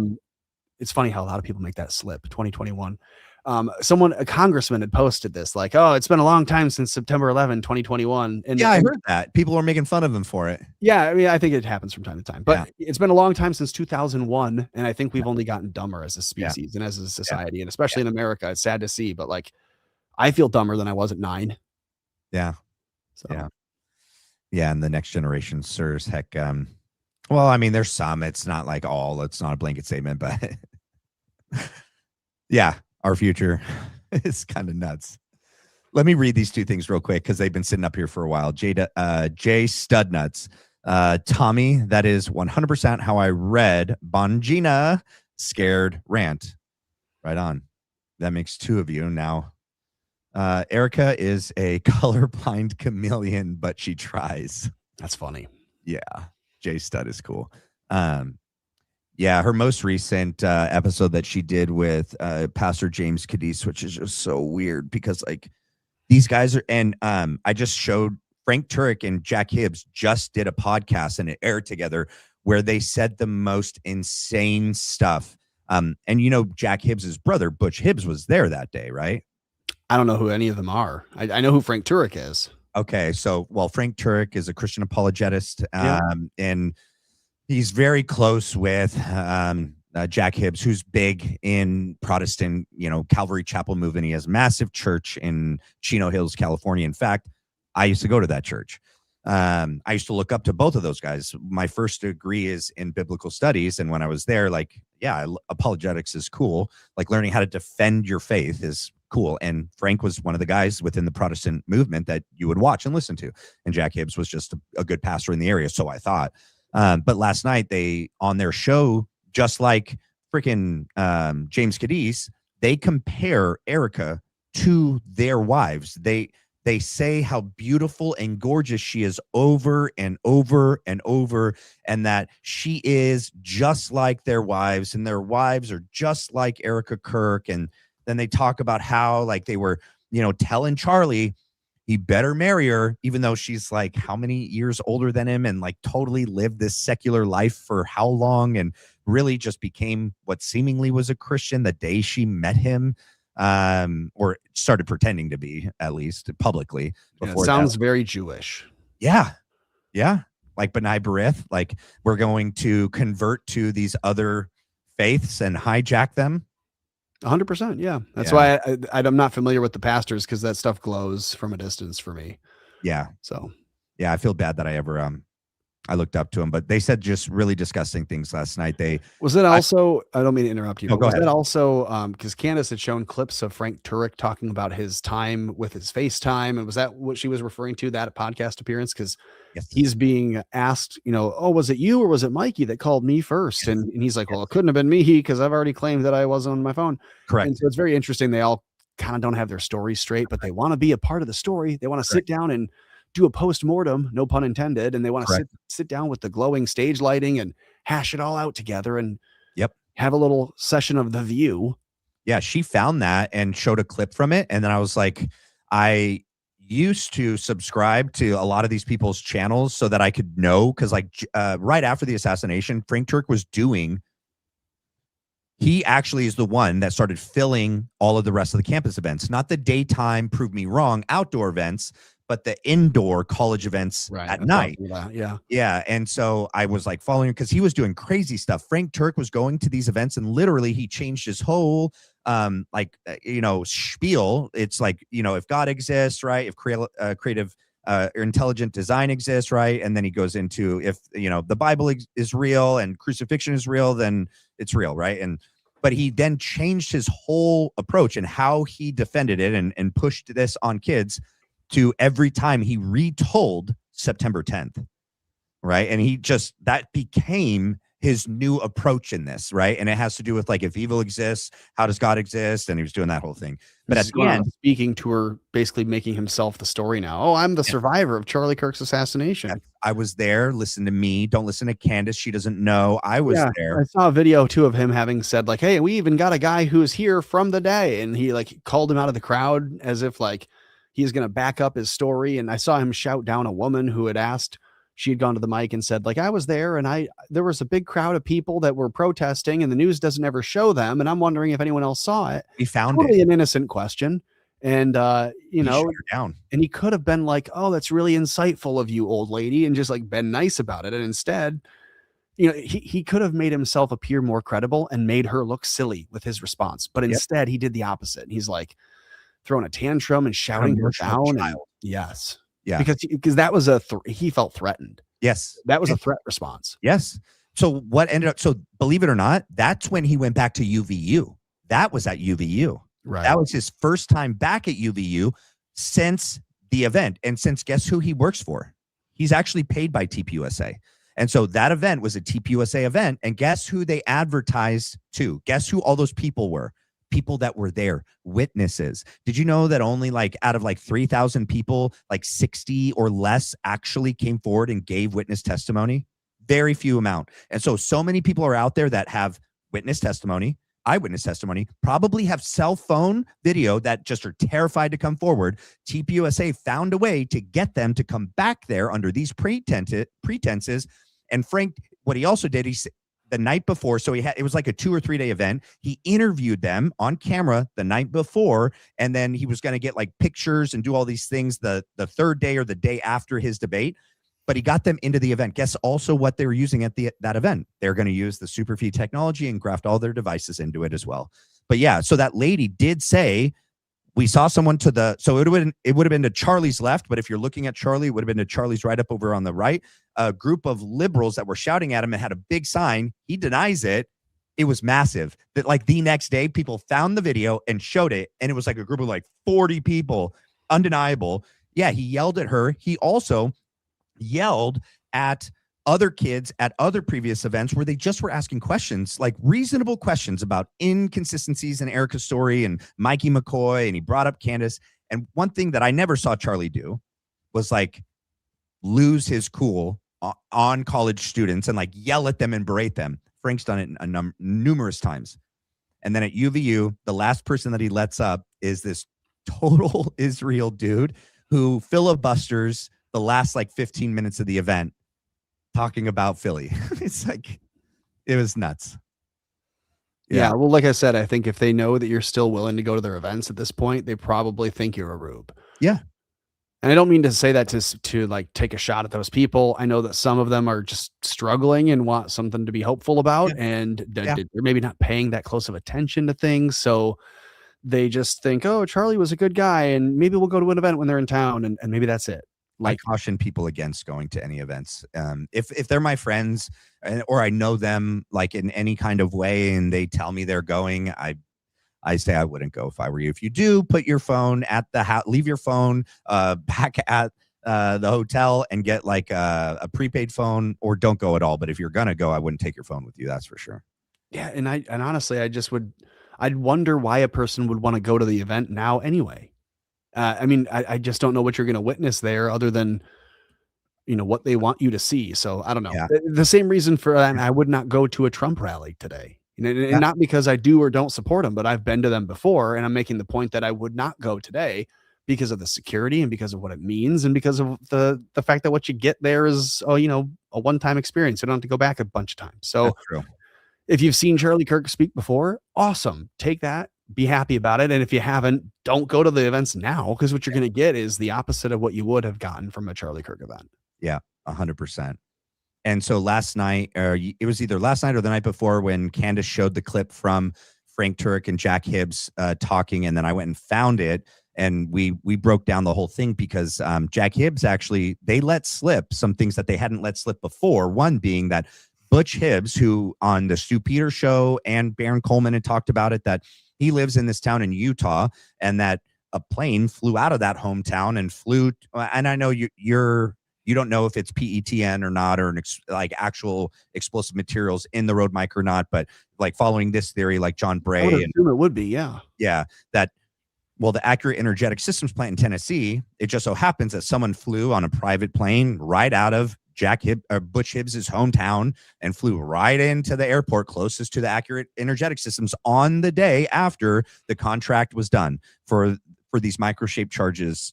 Delivery of a product, right? That's got to be what we assume. And there was no return flight home because you're not going to fly with this thing in a pressurized or unpressurized environment. You're going to drive it back, or maybe even drive from there to Fort Huachuca, drop off 3 of them so that they could practice, and then have the one that's going to be the go-to. And then what do you know? Butch Hibbs doesn't ask Jack in advance. He waits till like late the night before on the 9th and calls his brother at the very last minute and asks him, can you get me in the event with Charlie Kirk? And one of the last photos ever taken with Charlie is Frank Turek and Butch Hibbs. And it looks like, I don't know, Butch has something the same size diameter of the Rode mic in his pocket, which maybe isn't, maybe is, but because we know Philip Goldsberry is the one that put him on him. But we're trying to figure out, like, how could they have gotten it from that plant if that's where it was, the technology was created back there. I mean, it could have all been done at Fort Huachuca, and then, Terrell and Philip already had it. They're the one. Philip's Goldsberry's the guy that put it on him. Yeah, it's interesting. I can put together, just from having watched a few different video angles of like the one guy across from Charlie watching, who puts his arm out and pulls the plunger, and I think that was the detonation motion. And I think the guys, we confuse him with Rick Cutler, but it's not him. It's the other guy. And it's not Dan Harpole. It's the other guy who's standing to Charlie's right behind him. Dan Flood. Yeah. And Dan is the one who has, marks on his wrist and on his hand in the immediate follow-up of what I think was an explosive mic. Yeah. And I think he got hit with shrapnel and explosive. I think that's exactly what you're seeing go on underneath the shirt. I think that's what you're seeing put holes and singes in the top of the shirt is the explosive material. But I think, what was it? Rick Cutler is the name of the guy who's standing across from Charlie in the crowd, who braces. He puts his arm up on the pylon, braces himself so that his pocket doesn't move when he pushes the plunger down in. And I think each of them have, Dan Flood and Rick Cutler each had a little device in their pocket. You see Dan Flood fumbling with it on his right side in his pocket. Right. Brian Harpole fumbles with it. Dan Flood Dan Flood's the guy that does this. So Brian Harpole is then the guy with the other device in his pocket. I think that's the arming device. As soon as he clicks it, you begin to hear the the feedback. Yeah. So they move the mic out of the triangulation. Yeah, they tell him to move it over there. But you watch where Rick Cutler's standing, when they move the mic. Oh, like at that angle. So if you triangulate between where Charlie is, where Rick Cutler's standing, and where Brian Harpole is, that is a triangle that the microphone is sitting in. Yeah. And they tell Charlie, move the mic across the table. So he moves the mic out of that triangle. Yeah. So that that's where I think that feedback is being created, is because there's a device in Brian Harpole's pocket. There's a device in Rick Cutler's front breast pocket. Yeah. And then the device on Charlie makes 3. And there's a 4th when that mic is interfering in between them. That's where you're getting the wah, wah, wah, wah sound. So they get that mic out of the way. And then there's a countdown of like 4 or 5 seconds. You also watch the other guys. As soon as he moves the mic away, the other guys are looking around. They see a couple of baseball hat movements, and then they all stand away and out of the box. Yeah. And they get out of that triangle, that tent. Yeah. So then, so then you look at where that tent is sitting, and everyone clears the tent and stands away and turns their face away from Charlie when it happens. So that 5-man security team all was aware of what was about to happen. Yeah, I think so. Yeah. Yeah. And I think, I definitely think, in my opinion too, that Terrell and Philip were, because when they're having this feedback issue, and by the way, I look back at all the different campus events when Charlie had the Rode mic on his lapel, which was for like the video that they would upload later. And then the handheld mic was for the speakers and for the crowd, right?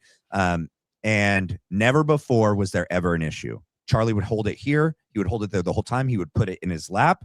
He would hold it up. He'd put it on the table when he would take a sip of water, but then he would always have it here and in his lap. It never caused any feedback issues.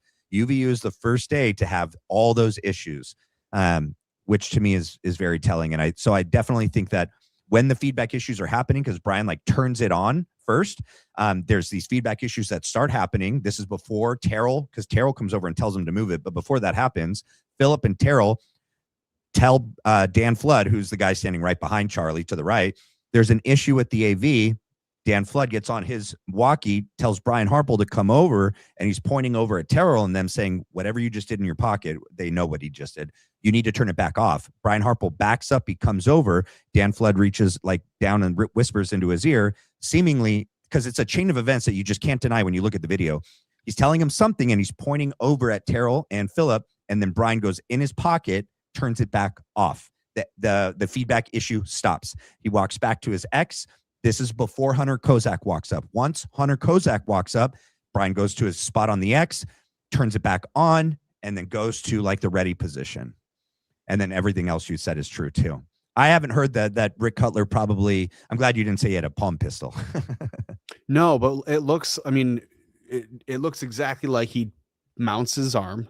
He does something. It's really weird. It's either a distraction or it could be that he has the detonator. When you're looking at the shirt that he's wearing, and it's like a loose draping shirt, so it can cover whatever you might have stashed on your person underneath. Yeah. And so it's a looser fitting shirt, and the sleeves are rolled up, so it creates a lot of slack. And so the reason I think he braces his shoulder, he locks his arm down so that when he pulls on that thing in his pocket, it doesn't move with the shirt. Yeah. There's no give. And you watch. Sorry, when you watch him do it, and you watch him just in slow motion, it's very clear. He's looking. He says something in his like under his breath as he mounts his arm, and so the timing of it is just, it's uncanny. It's like, well, whatever he did just created the thing that Charlie just reacted to, and it's all very. So that is where I see that happening, but I could be wrong. Yeah, I mean, like, I think at this point we all of us are looking at the same video and trying to make sense of it. And it's just, what's sad is we're left to speculate because of the lack of information and like actual facts and evidence that have been released by TPUSA, by Brian Harple. He went out on his tour and went on the Sean Ryan and the Gary Melton and lied crazily. And then, you have Kash Patel and everyone, and, Governor Cox and, Chief Long, everyone in Utah lying as well. So they all say this, little kid, this 20-year-old dude got up there, shot a 30-06, and because Charlie was Christian and ate really healthy and worked out, this freaking 2,000-pound, flying, per whatever foot, whatever massive, subsonic round just stopped in his neck. It just stopped. Yeah, I think part of it is that they don't want it to be fully believable. They need the smart people to realize what's happening so that it's more intimidating.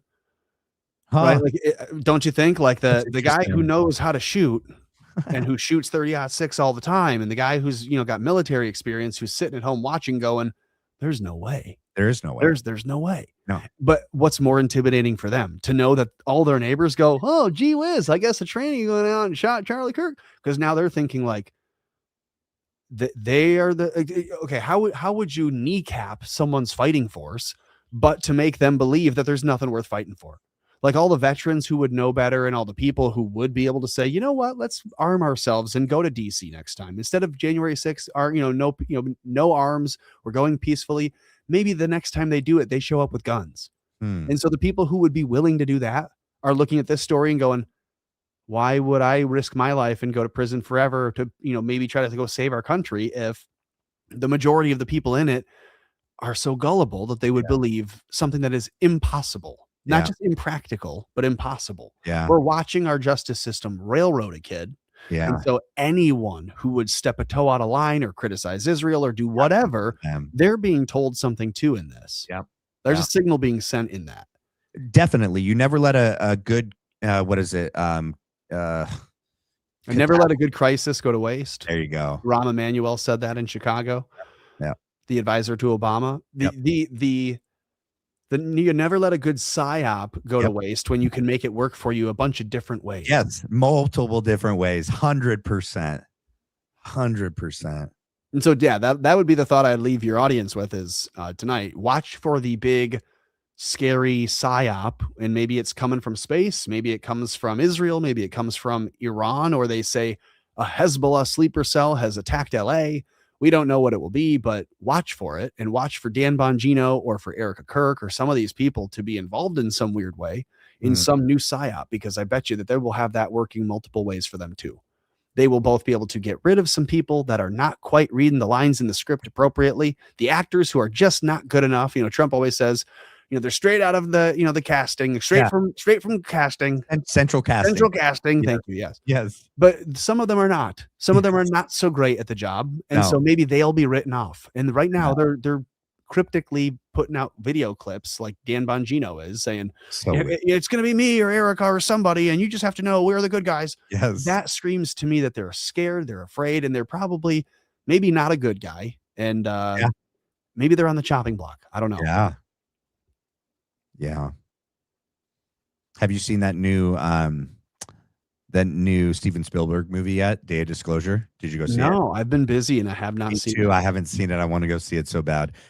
Because I mean, there's a lot of big people in the UFO world, and even like Carol Rosen, who was like the secretary of Warner von Braun, and Stephen Greer, and a lot of these documentarians that have been on Joe Rogan and did the Age of Disclosure and all these different, documentaries that have been proposing that something was going to happen in 2026, 2027, that it was going to be the like Ronald Reagan UN speech, right? Like I always wonder that if we had this outside threat from another world, that we would, break down all of our national borders and unite as one humanity and blah, blah, blah, blah, blah. I mean, we kind of have that interstellar threat right now. It's coming from, as you say, Philly.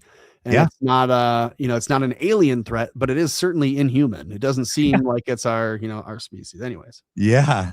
Yeah, I agree with that. Isn't that kind of interesting too? That's what the Axios article leak was supposed to insinuate, was the messaging from the executive office, whether or not Trump ever said it, was the world hates you, Bibi, and the world hates Israel. And now look what you've made me do. Like now I have to drop you. Now I can't work with you anymore. And so Trump is saying on the phone to the advisors to Bibi that he's made this bed and now he's going to sleep in it alone. So it's very interesting. It's like we see Reagan saying, yeah, we're going to have an interstellar threat that would bring all the governments of the world together and make us unite. And instead, what's actually happening is the world is waking up and aligning to an anti-Western, anti-NATO perspective, which is good for the West because it allows us, like I said earlier, to shake that monkey on our back. And again, like this theory of mine is Trump is well aware of who is maligning him and who is forcing him to burn his own legacy. They're holding his feet to the fire so they don't have to. Yeah. He doesn't want to have to be the guy burnt at the stake on behalf of Israel. No. So he's going to replace himself with them. He's going to have the monkey on his back go get shot at and maybe possibly killed off on the battlefield, and he's going to run back free of them. And that's we've literally seen that play out now. We've seen Trump go to war with Iran. We've not seen a major deployment. We've seen movement of resources, a couple missiles fly. Then the Israelis look terrible for 6 months, and we get to pull the Band-Aid off. And so I think we're going to see major Israeli blowback because they hate peace. You've already seen the NPR article from PBS that says Israelis are up in arms, angry, shouting at Bibi because of the peace deal. Yes. So watch for false flags, people. Yeah. I'm going to read this real quick. So just Jessica, high five. I'm pretty sure it's you. That I saw. I think you've given a couple shout outs on Barron's show for me in the last week. That was really nice of you. That was really cool of you. A couple other members had clipped it and sent it to me. Probably, I think one of them was regarding the episode where James Cadiz pretty much said he was pressuring Charlie to marry Erika. He was putting tremendous amount of pressure on Charlie to marry Erika. But I just wanted to say thank you for that. Okay, the day after Charlie passed, people on the Red Note app in China were already discussing the same things we're talking about now. What's the Red Note? Do you know? No, but I ought to get it because it sounds like I'd be very popular on the Red Note app. That's interesting. I got to go to China. Yeah, what kind of things? Like all the things we're talking about right now about like, Israel and the world and everything like that. China's ahead. Oh my goodness. Oh wait, there was one more I got to say. Wait, I clicked it. It didn't. Hold on. There it is. All right. Thank you, Mystic, for the 5 gifted Black Line Brief memberships. All right. Let's see. We're at 2 hours. It's late year end, right? Yeah, it's after midnight here. Yeah. I'm going to let you, unless, do you want any last words? But I was going to let you go to bed. No, You did I extreme performance. appreciate it. It's been great hanging out with you. It's always a pleasure to speak with you. I'm sure the audience had a good time. I think I saw the chat moving quite a bit tonight. So, yeah, it's been fun hanging out, and it's nice to share and kind of bounce ideas back and forth and Yeah. to discuss this stuff. And you know, I'm not married to any of these ideas or theories or thoughts, but it's been interesting to see as we've seen what has been developed as the truth now come out. And yeah, I just would watch out. I would say if you're traveling, travel light. Don't go anywhere big. I wouldn't go to any major public events anytime soon. And I've been saying that for years now. So what do I know? You got me tripping. No, I agree. We don't go to any major public events. Those are the places where they do it. But we had a trip planned to see family in the summer. So We'll take it. You don't live your life in fear, but no, I'm just saying if your family's, you know, in DC and you're, you know, planning on doing like a Mall of America tour and a bunch of other fun stuff, like I would advise against it. I would say, you know, go to a small locality and hang out at a little dive place and that's what we're doing. Don't get any new devices that Israel makes, things like that. Duly noted, for sure. All right. Well, thank you so much for joining me tonight, man. Yeah, I appreciate it. Thank you for having me on. I'll talk to you later. Bye. All right, guys, let's see. I got a lot of stuff to show you. Hopefully you guys are ready for this. All right, we're going to start here. Let me pull this up. So this is interesting. Zach Costello, let me add to stage. Zach Costello just found that TylerRobinson.com redirects to TPUSA. What the actual heck? Props to at listen _ Lisa for the find. See the screen record and try it yourself. I did try it and it does do that. That's insane. All right. Also, let's go here. This should have her calling out Jay. Oh my gosh, this gnat has been driving me nuts. Let's see. Hold on. Pause. Why doesn't it have it? Why doesn't it have the original where she's actually calling out Jay, the yapper? But what I'm going to do is destroy her not doing anything. She thinks that, so this is Lisa doesn't know nothing. Okay, by the way, she is for sure at least, I can't say on the payroll, but her and Gary Meltdown are like this. And she has made it her life's mission to defend TPUSA and Erika Kirk, even when reality just isn't on her side. Okay, so let's take a listen and then we'll go from there. Okay. And I apologize that you have to listen to her voice and see her face, but it will be good. I am absolutely seething. Hold on. Okay, that's too low. Let me turn it up. Hopefully not too loud. Rage right now. Oh, seething. And I'm going to try to get through Oh, wait. my ability. But every time I think that the candy cult cannot stoop any lower, they continue to shock and surprise and just continue to absolutely become the most vile, bottom of the barrel, mouth breathing individuals that I have ever seen on the internet. That's us. I knew that this was coming. You did? I knew this was going to be the next step. I was just hoping, You were. beyond hope, having a little faith in humanity. Not God, not faith in God, faith in humanity. Okay. Hope beyond hope, faith in humanity. Got it. But you knew, you saw it. Like you did a Ouija board. You saw the writings on the wall. All right. That somewhere, somehow, the brains and the emotional capacity of human beings would kick in somewhere. Oh, but it didn't. But I should have known better. Oh, no. Last night, Candace went on her show and went against everything basically that she has set up Really? until this point. And she started pushing the exploding mic. Rang. We'll start there. Hold on. All right. So Candace isn't pushing anything. Okay. Nah, I reject the premise. All right. Candace is working on information at the time. When she said that the bullet, she was positive it came from the front, that was like back in September, October time frame or November. It was last year. Okay. Do you guys remember where all of us were last year and what we knew and what we didn't know? Okay. We didn't know a lot. There's a lot of speculation. Okay. She's probably getting sources. She's probably getting told things by Andrew. She hadn't met with Erika Kirk yet. She hadn't found out that Andrew Colvett went rogue yet. Okay. We were still being told, well, she was probably being told by Andrew, by maybe Mikey. He was possibly a source as well, but also Erika Kirk and like Justin Strife, that they had the autopsy, right? And that the bullet was found inside. And I mean, I think that, you know, she probably is like, why did I believe them? You know, but I mean, when you definitely, she didn't say that she believed that a 30-06 did it. She said she was sure that he was shot from the front. Okay.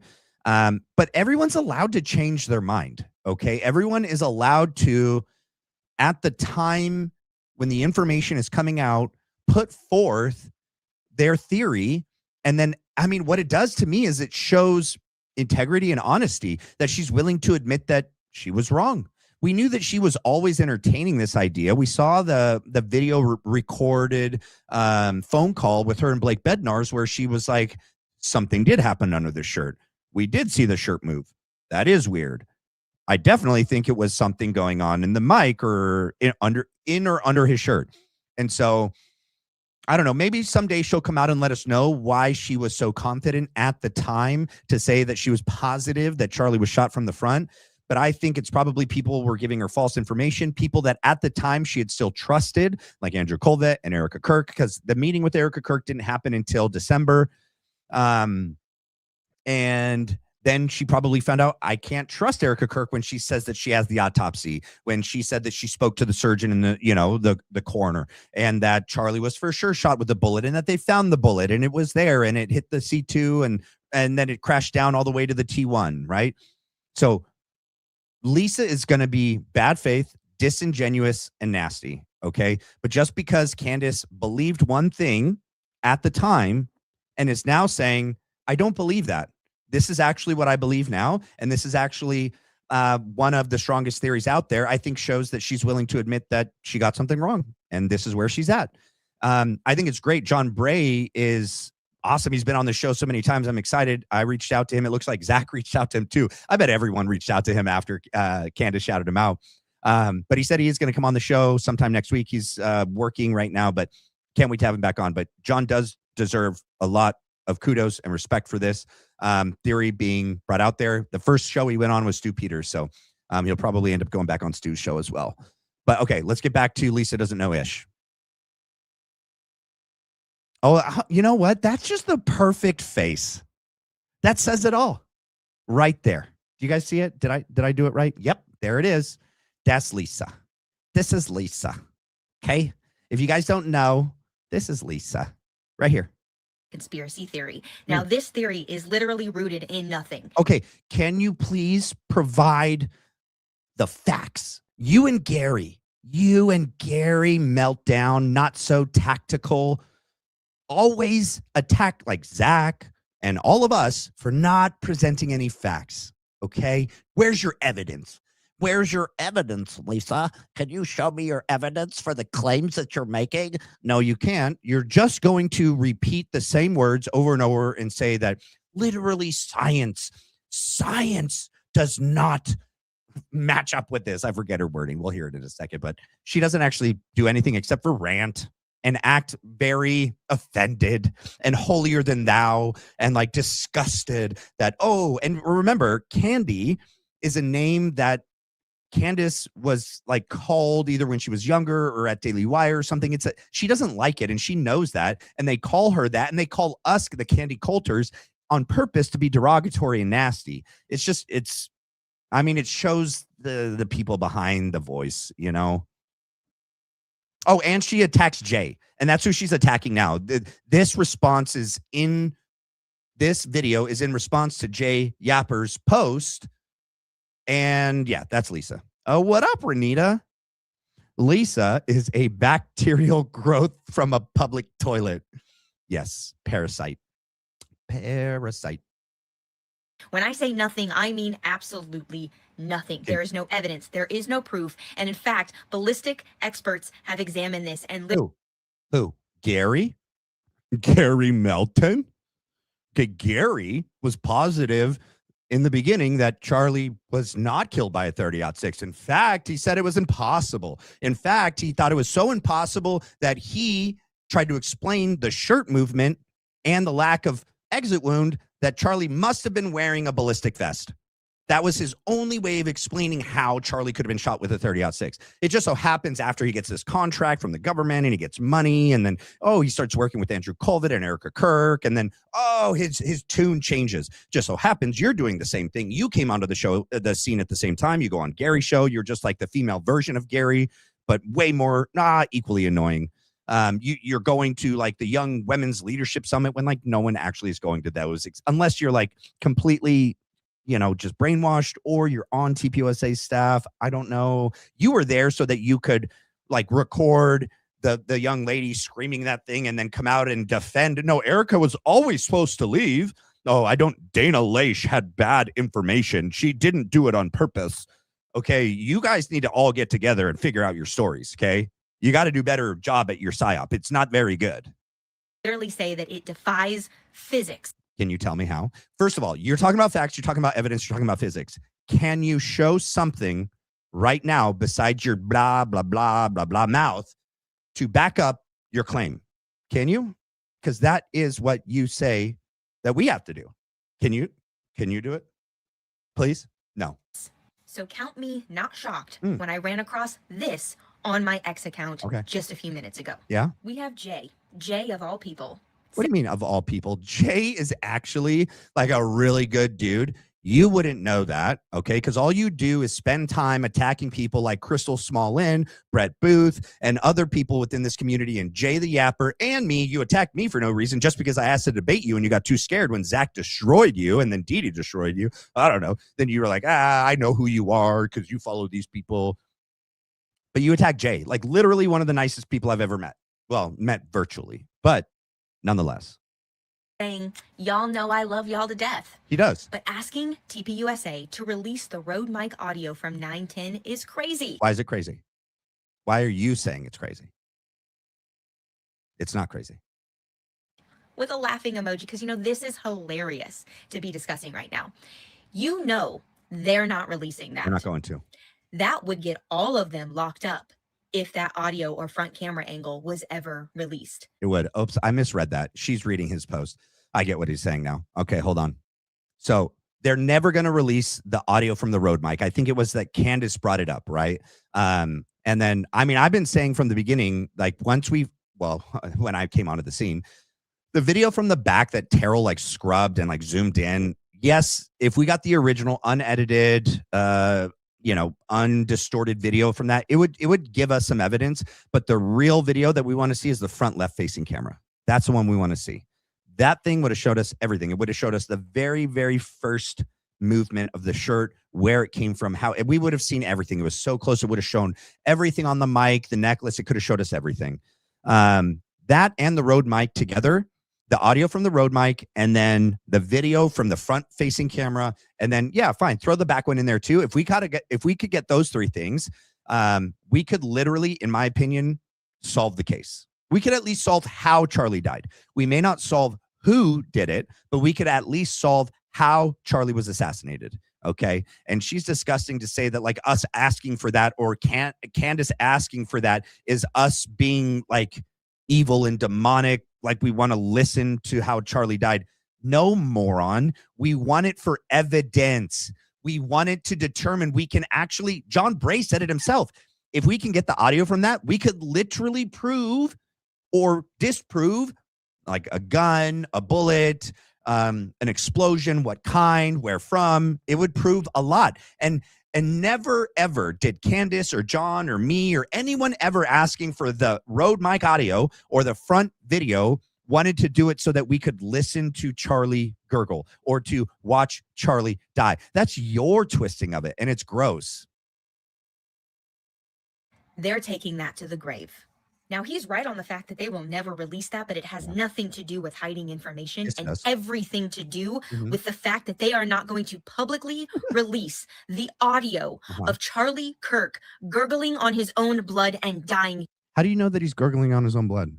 You know that? So you know that they have it.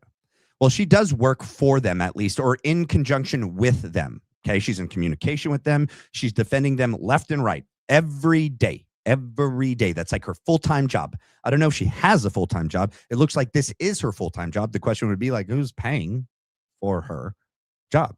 I don't know. Just a question. But it's interesting. It's like a straw man. Like, no, that's not what we want it for, Lisa. Maybe we should slow it down for you. Okay. I don't know where you're from, but it seems like you're missing the fact of this. We want the audio to analyze it for evidence so that we can solve Charlie Kirk's murder.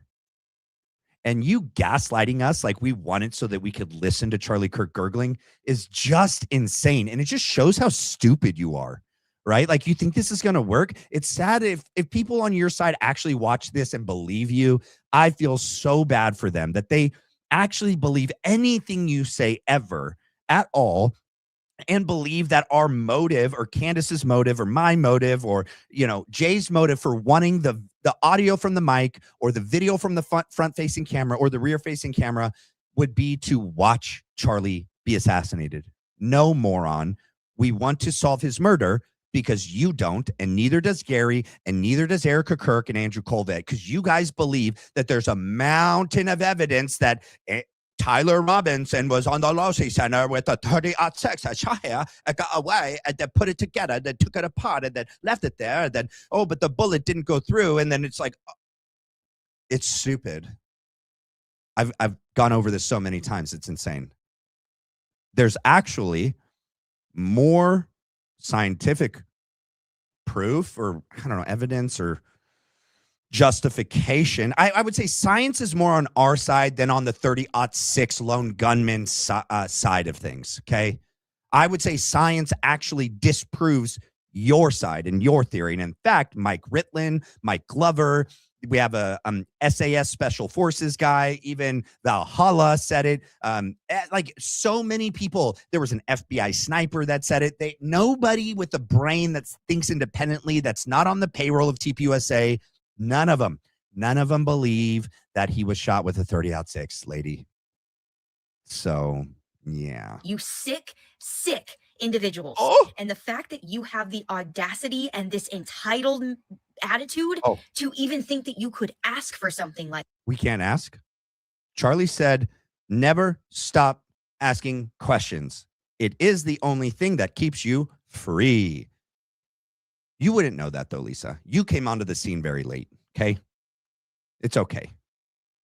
I won't hold it against you. Like that is beyond comprehension. Oh. Charlie's death is not entertainment. It's not. Who said it was? You are such a freaking, oh my gosh. Look, she goes on this tangent and makes this whole argument. This is total straw man. Nobody said we wanted it for entertainment.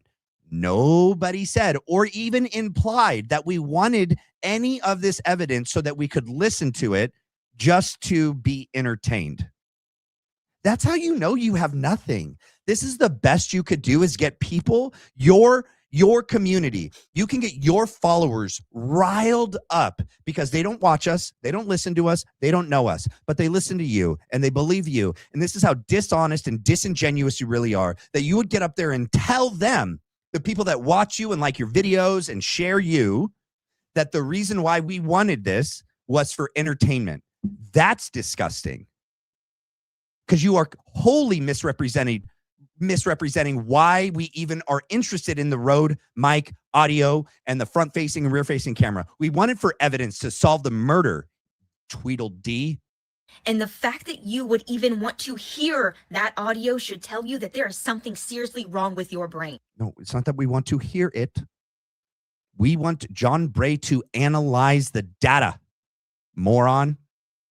We want to get to the bottom of it. The fact that your imagination is lacking so much that you're not even interested and suspicious to even say, like, yeah, there might be some evidentiary value to the Rode mic audio or to that front-facing camera. Like, all the audio and the video that we've seen from the day are from like different cameras further away. Like, this was on Charlie. The shirt did move first.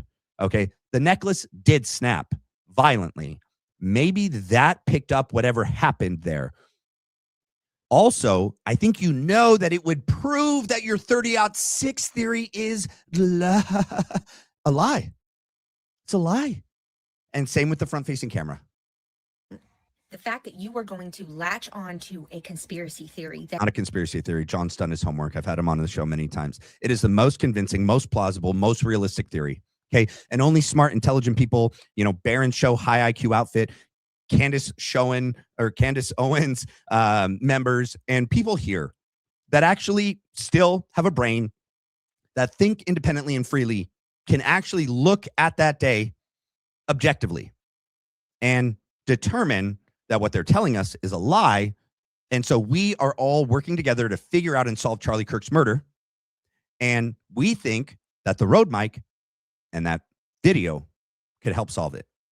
Okay. has no evidence. And when I mean no evidence, I mean zero evidence behind it. Science itself doesn't even support. Science itself. You guys, this is so comical. Science itself. Science told her. Science reached out, got on the phone, and was like, I don't support this.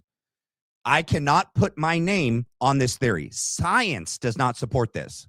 Science does not support a 30-06 going into a dude's neck and the bullet just disappearing.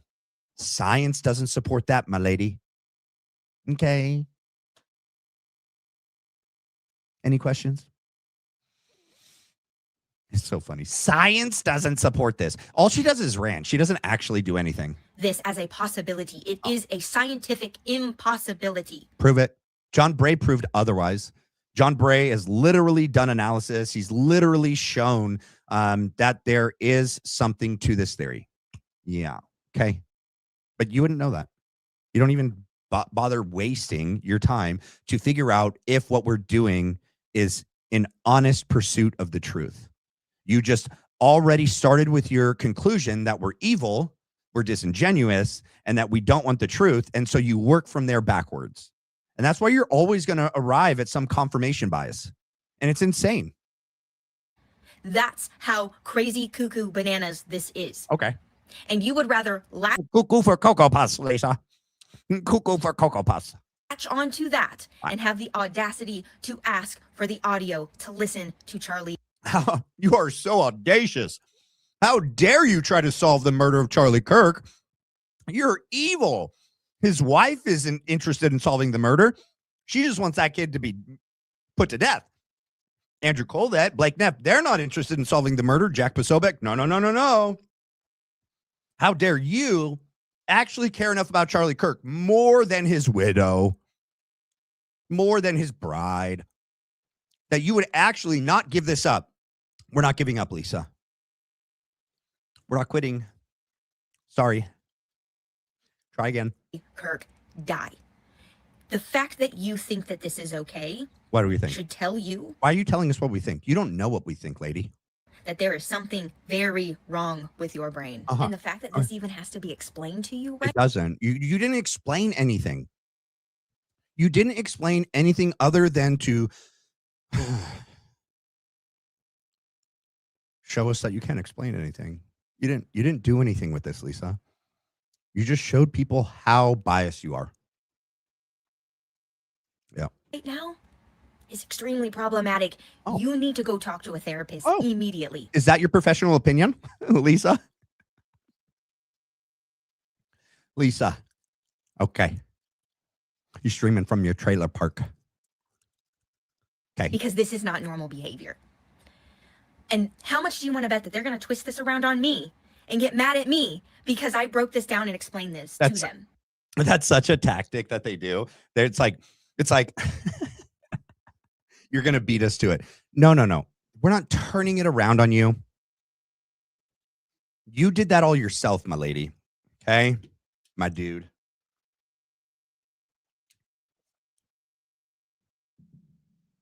When you came out here and attacked John, attacked Candace, and all of us for wanting to solve Charlie Kirk's murder and trying to theorize a plausible, reasonable, realistic way that Charlie was assassinated, because we all know it wasn't a 30-06 and it wasn't Tyler Robinson. And this is the best plausible, realistic theory. out there right now. It's better. Palm Rick Cutler, Palm Pistol Rick. That's stupid. Val is on your guys' team too, by the way. I don't know. I don't think it is the necklace. I'm pretty sure that it looks to be the mic. But you didn't prove anything, Lisa. You proved that you're stupid. Okay. And you're not honest. Okay. And if this gets turned on you, it's because people see you for what you really are. Like, the fact that this has to be explained is making me physically sick to my stomach right Go throw up. Get a barf bag. now. This is absolutely just on another You're just so outraged. Oh, I just can't believe how evil people are. level. Another level. I don't even know where we go from here. Like, You and Erika Kirk need to go back to your acting coach and tell them to teach you how to pretend to portray human emotions. Like for you, anger, shock, and awe. You're not selling it right now. Just like Erika Kirk can't sell grief, sadness, widow. You're not doing really good right now. Okay. like Take a deep breath. All right. Let's get off of this. Let me share. Wait, is there a way that I could share this without it? Hold on. Wait, hold on. Why can't I? Okay, there's the. How do I make it bigger though? Because I don't want to share someone's face. A little bit about those early days and how this award is about free speech and about courage, and Charlie really exemplified. Can you guys hear that? Can you guys hear the audio when I play that? Is Crystal Smolin here? I don't know if she's here right now.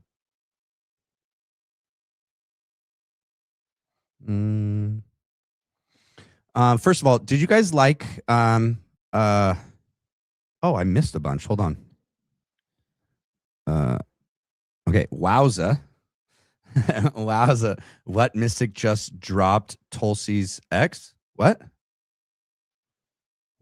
mystic just dropped Tulsi's ex?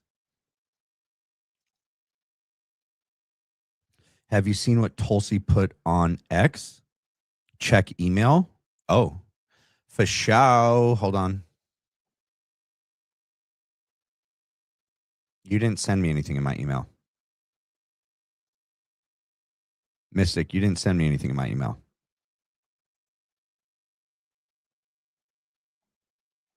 What you talking about, Willis? Mystic. Okay, I can go to X. Like Tulsi Gabbard? Are we talking about Tulsi Gabbard?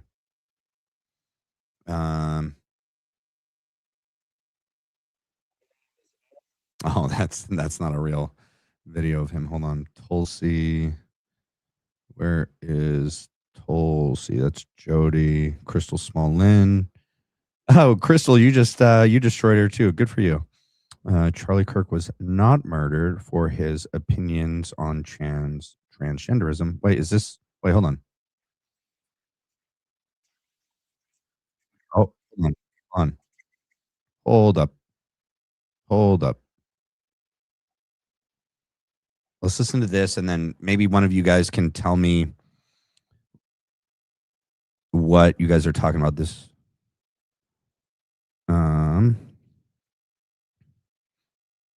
Yeah, she was Dulcie. Wait, what? Is Mystic here? Mystic, where'd you go?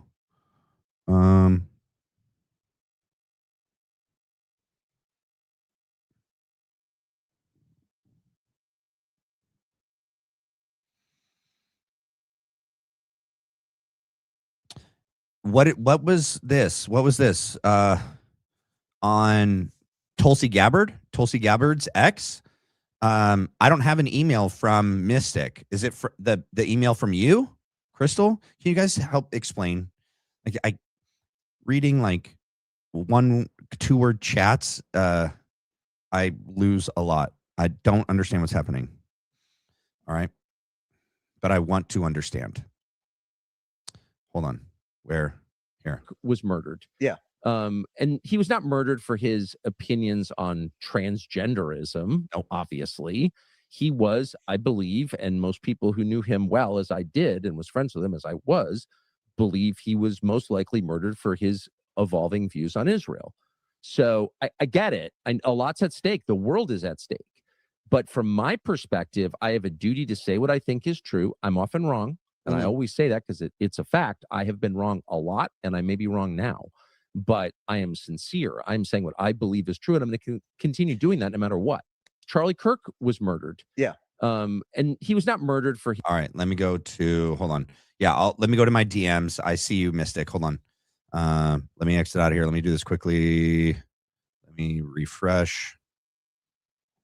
You DM'd me on X? Oh, yeah. You're good. You're good, Tommy. I don't know. You're probably still not watching, but thank you, man. No, you were great, bro. I appreciate you. Have a great night. All right. Tulsi Gabbard. Here we go. Let's pull this up. Pause. Share. Okay. Let me share this. Oops. Let me share this to the screen. All right.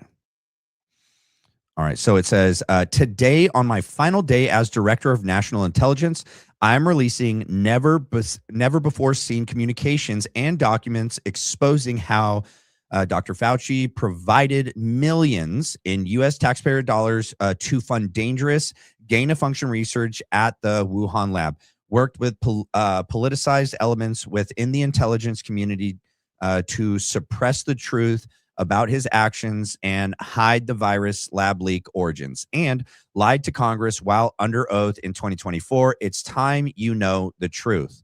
Okay. Here's my question, ladies and gentlemen. Do you really think I can play what she's about to say on YouTube? She did this on X.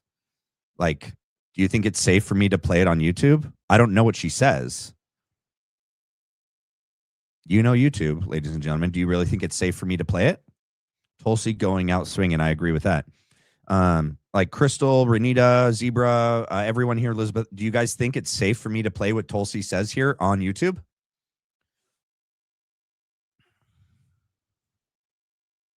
How far behind are you guys? I'm just waiting on your responses. Follow Blackline Brief on X here. Yeah, follow me there. He has potential. There's still some there. I don't know what that is. I don't see why not. All right. All right. Well, we'll see, Jay. No idea. I would think so. All right. All right. Let's give it a shot. Pandemic. Dr. Fauci, as head of the National Institute of Allergy and Infectious Diseases, provided millions in U.S. taxpayer dollars to fund dangerous gain-of-function research on bat coronaviruses at the Wuhan Institute of Virology, work which is now widely viewed as the source of the unintentional lab leak that sparked the pandemic.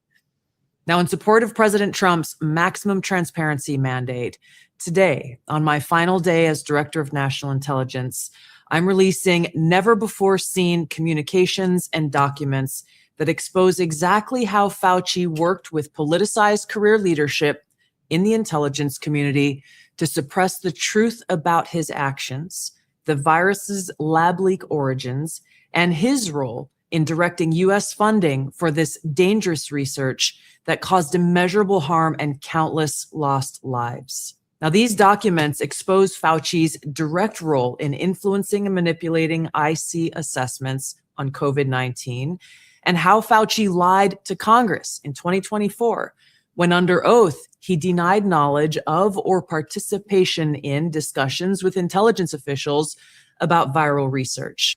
I mean, didn't we know this already, though? Like, Stu Peters broke all this. I mean, like, I'm going to keep playing it. Just hold on. I can't. I'm nervous of playing one thing for like 5 minutes uninterrupted. YouTube is amazing. It's great. We're doing great. We love it here. Let me read this real quick. Candace has 6 million followers, and Barron raised nearly $90,000 in one live stream for a newly widowed friend. Yeah, his friend that had like cancer or something, right? And that just passed away in Arizona.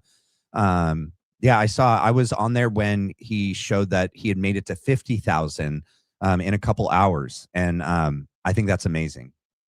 You know, I think it's tragic, illness and people being taken from us too early and not being able to live to an old age and die, you know, of old age with your significant other, with your kids raised and adults.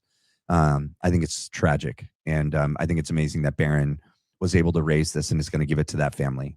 So, yeah. And I think this is in response to Lisa Doesn't Know Ish saying that we're all demonic, we're all evil. If you guys know who Jay the Yapper is, he's none of those things. Okay. He genuinely cares about Charlie Kirk and like wants to help and do his part in finding out what happened to him that day, you know, and wanting to know where the audio is from the Rode mic, where the SD card is, you know, from the front and the rear facing camera, where the video is. Like, why can't we see it? Why haven't they, you know, given it to the FBI or given it to the prosecution or the defense? Or they probably did. And that's why it's being like quarantined and we'll never see it. But us asking for that is because like we want the truth and we're not being given the truth. That's it. And the fact that Lisa and Gary and Graham and all these other people that are TPUSA shills and Israeli shills, you know, out there attacking us because like we want the truth is just disgusting. This is Candace right here. This is Barron and this is us, right? This is our community. We actually care about one another. We care about the truth and we want to know what happened to Charlie Kirk. And we know for a fact we're being lied to. We know for a fact that Erika Kirk is in on something. We don't know what, but it's weird. It is really weird. Andrew's in on a lot, right? He's the one that told Adelson what Trump said to Charlie in private. No one else knew about that. Charlie's gone. So Lisa and Gary defend these people that seem to be actually evil. And then they claim that we are the evil ones. What's more evil than that? Christians masquerading, or people that masquerade as Christians attacking real Christians, calling us demonic. There's nothing more demonic than that. That's a pot calling the kettle black. Nuts. All right, let's continue. Tulsi, go Max. Let's go, Tulsi. We also received testimony from multiple intelligence community whistleblowers who reported retaliation for challenging the intelligence community's manipulation of intelligence on the virus's origins. Once again, revealing a clear pattern of suppressing dissent, silencing critics, and burying the truth. Dr. Fauci's close relationships with the intelligence community enabled him to assume three key roles that shield him from scrutiny.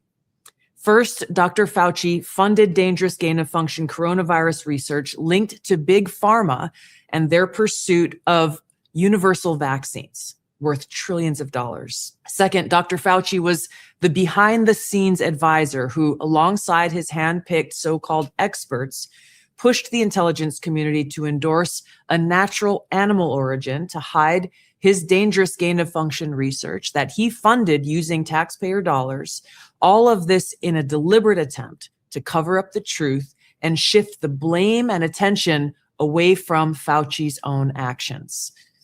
Third, Dr. Fauci became the nation's pandemic pundit, and he publicly pushed lies, disinformation, and censorship using every platform available. Now, according to hundreds of reviewed emails, which are included in this release, the intelligence community almost always incorporated Fauci's recommendations.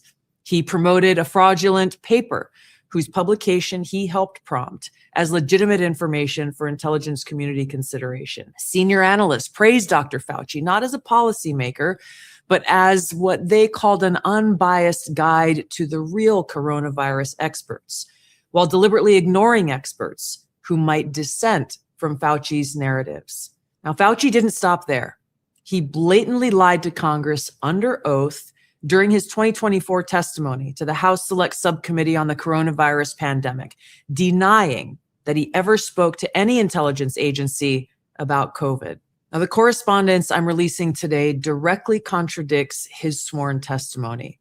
Now, we received statements from multiple whistleblowers revealing that the intelligence analysts who dared to challenge Dr. Fauci's COVID origin conclusions faced threats of retaliation, marginalization, and many suffered career setbacks. For example, a contractor was terminated just days after coming forward to ODNI as a whistleblower. Another example, those who advocated for the lab leak hypothesis or expressed dissenting views were reminded by their managers that leadership would determine which analysts would be promoted and which would not. The message was clear: go along or be punished. Senior leaders also sought to undermine whistleblowers by removing anonymity, which is required in the whistleblower process. Hold on, I'm gonna play it. I'm gonna keep playing it.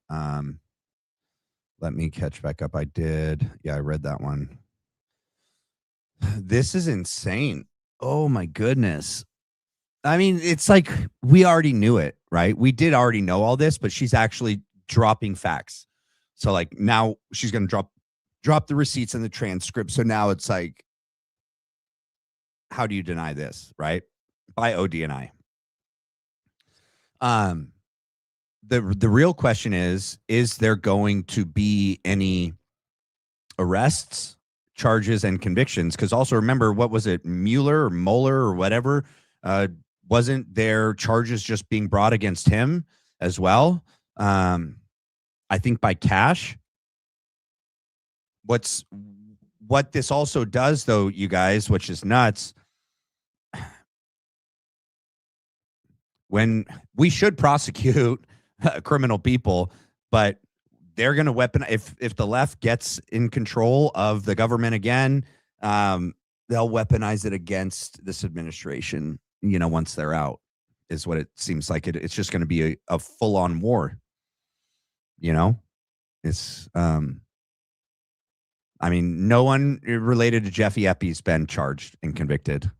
Hopefully, actually something comes of this and Fauci goes to prison. As they made their complaints, and also insisting that their managers or attorneys be present during ODNI meetings where these whistleblowers were coming forward with their testimony, obviously creating an atmosphere of intimidation. The COVID pandemic caused tremendous hardship and pain for millions of our fellow Americans and countless people around the world. Now, after years of lies and censorship and cover-ups, the American people deserve transparency, truth, and accountability.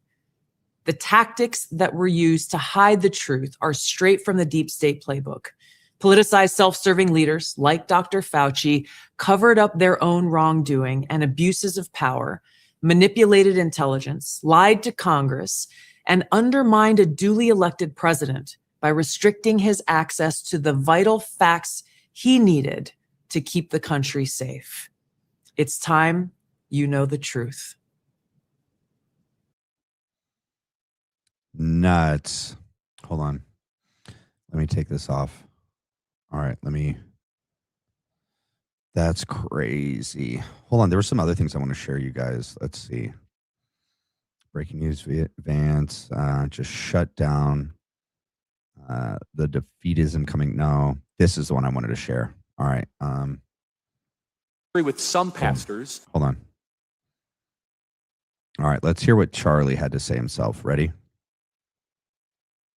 Now you say, where should your loyalty lie?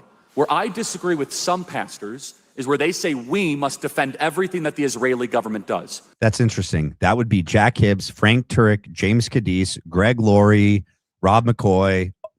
That's who that would be. You should not defend everything that the Israeli government does. Period. You are loyal to one thing only. You are loyal to Jesus Christ. Yes. And that is it. That is your standard. Now you say, where should your... Yep. Let's see. Hold on.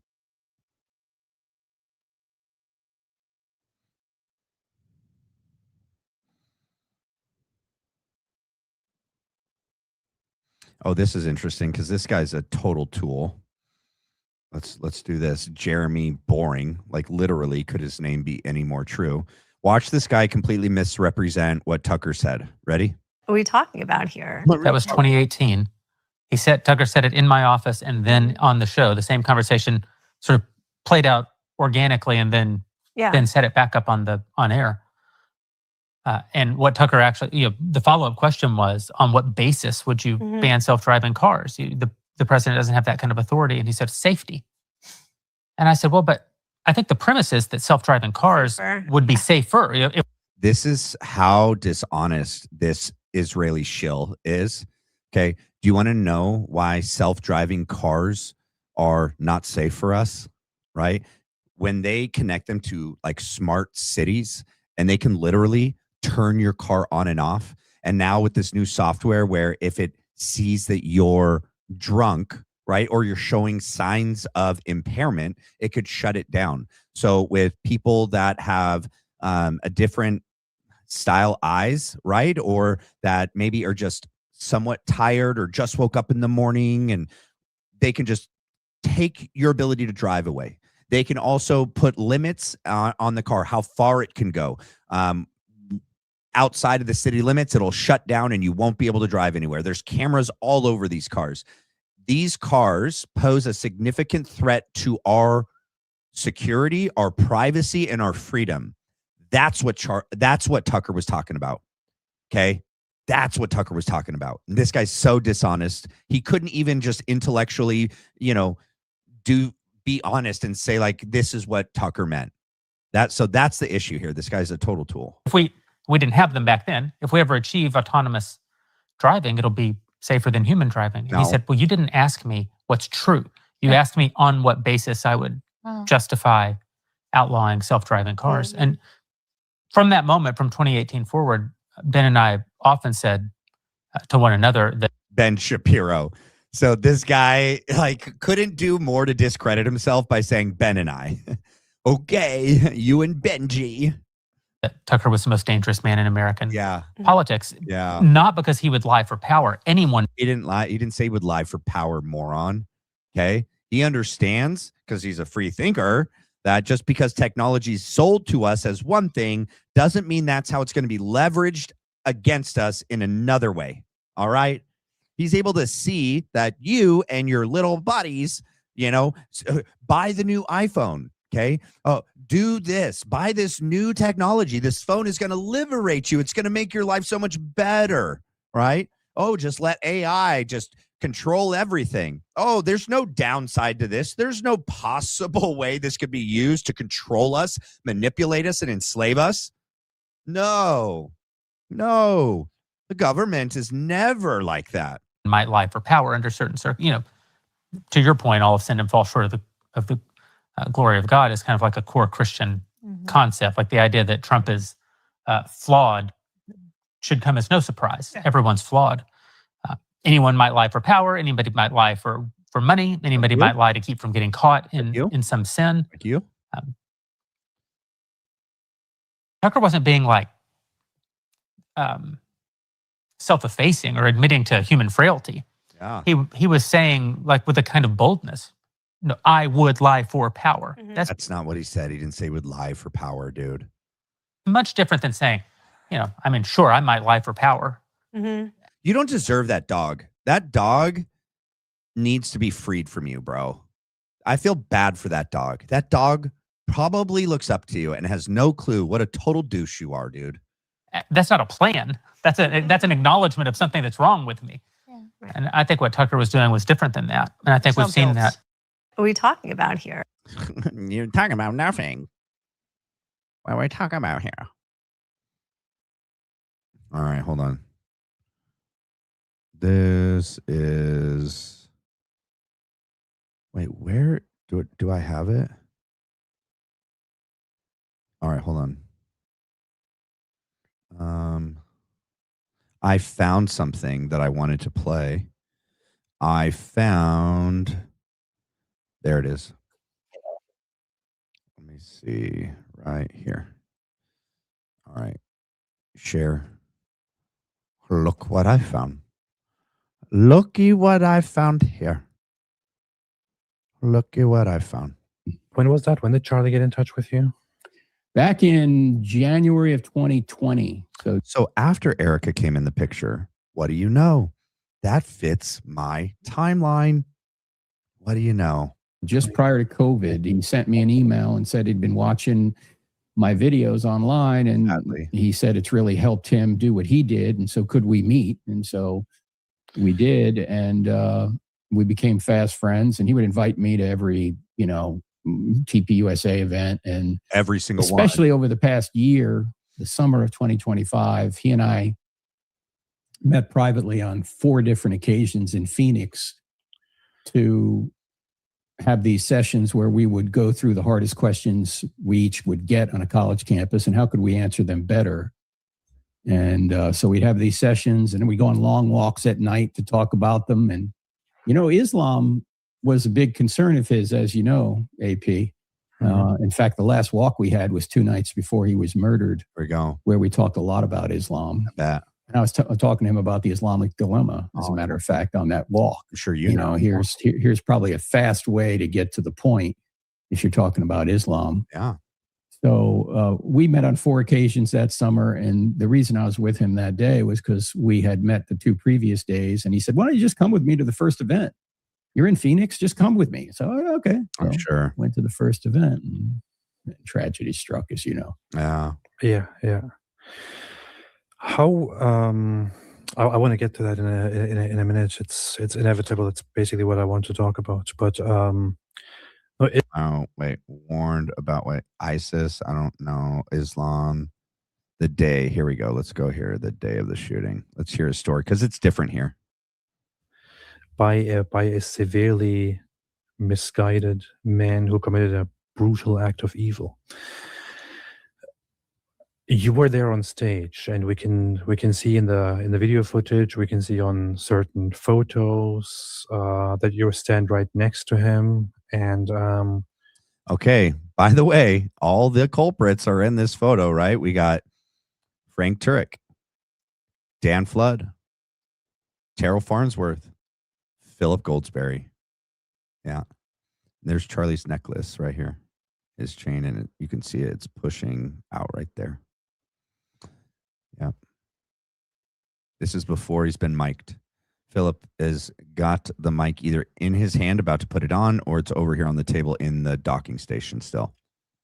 This guy over here in this green shirt, this long sleeve shirt with this shaggy hair, he does a weird signal that just came out not too long ago on X, a video of him giving the exact same signal of Dan Flood. He's just over here tapping his arm.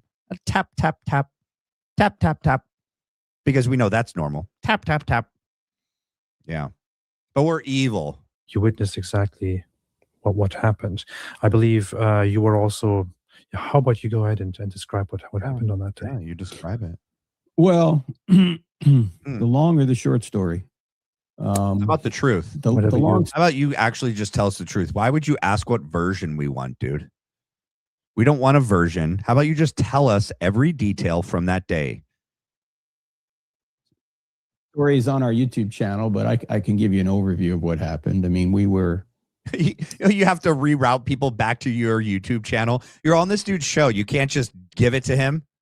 No. If you want the full story, you got to go to my channel, guys.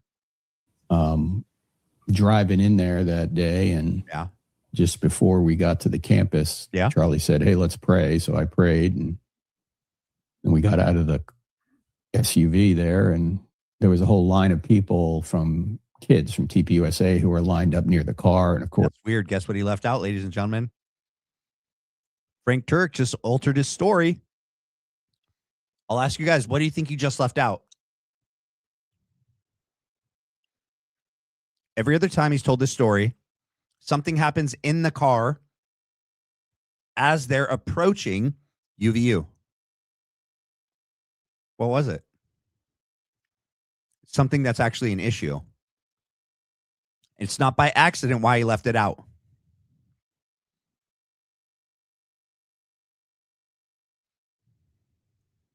The drones. Yep. The drones. Good catch, Jessica. Yep.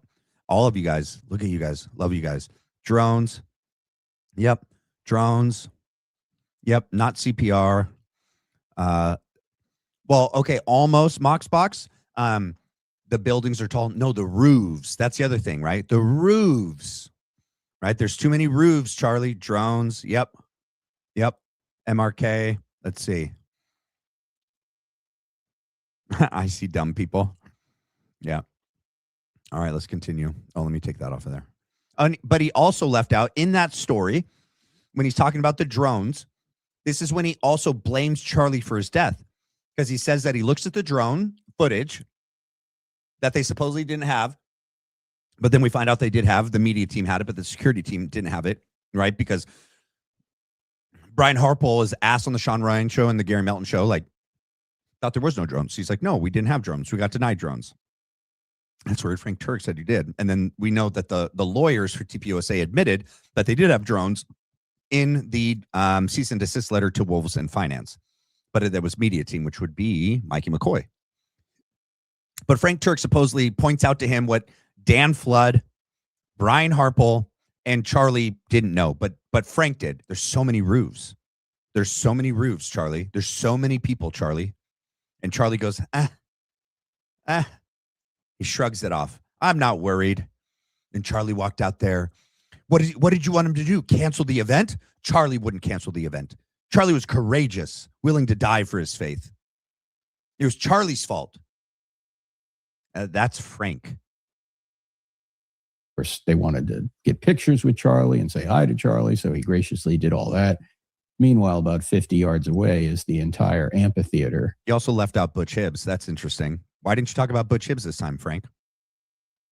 And people are roaring. And on the way in, we got footage. Oh, there we go. Showing how many people were there. And I said to Charlie, I don't like this place. There are too many buildings. Oh, he changed it to footage, not drone footage, just footage. Interesting.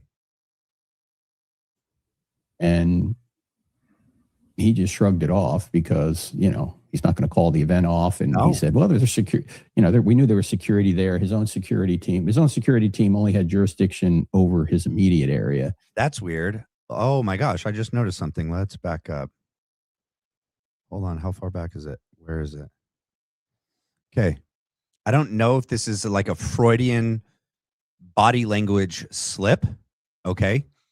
He goes, when talking about Charlie Kirk's security, when talking about Charlie was so courageous, he wasn't going to call off that event that day.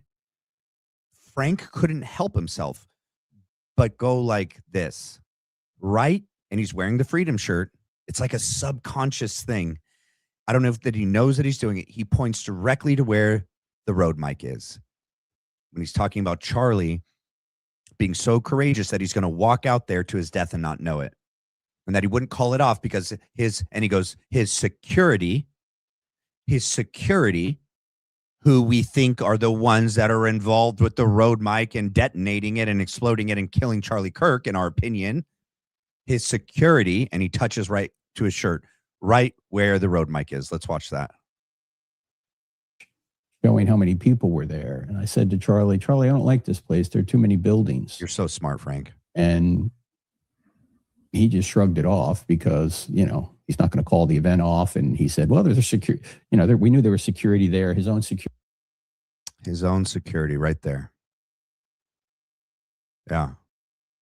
And that's exactly where the bullet, the road mic was supposed to explode on Charlie's chest right there. That's where the wound was supposed to be. Yeah. Security team. His own security team only had jurisdiction over his immediate area. That's not true. That's not true. His security team had jurisdiction over keeping him alive. And so the security team should have done anything where any potential threat could have been, meaning, especially after Butler, you moron, that the roofs would be number one place to start with the security plan. Goodness, this guy. Let's see. Feels like they're hoping everyone forgets Mikey was in the car too on the way there. Yep, Mikey was in the car too. Yeah, they didn't say that this time either. Yeah. I don't agree with people online saying that Mikey is innocent. By the way, let me find this real quick. Hold on. Let me go to my bookmarks. So I played this video months and months ago. Okay. It's on one of my, one of my videos. This is not a new video, ladies and gentlemen. This is an old video. Okay. I played this video on this show back in February or March. Okay. So anyone thinking that this is a new video, it's not. Obviously it's not a new video, but some people are thinking it's a newly released video that hadn't been seen before. It's not. I can go back in my episodes from months ago. We watched this. We broke down all their body language. Look at all of them. Yes, Mikey is very weird. He's the weirdest in this video. Okay. Hopefully I don't get dinged.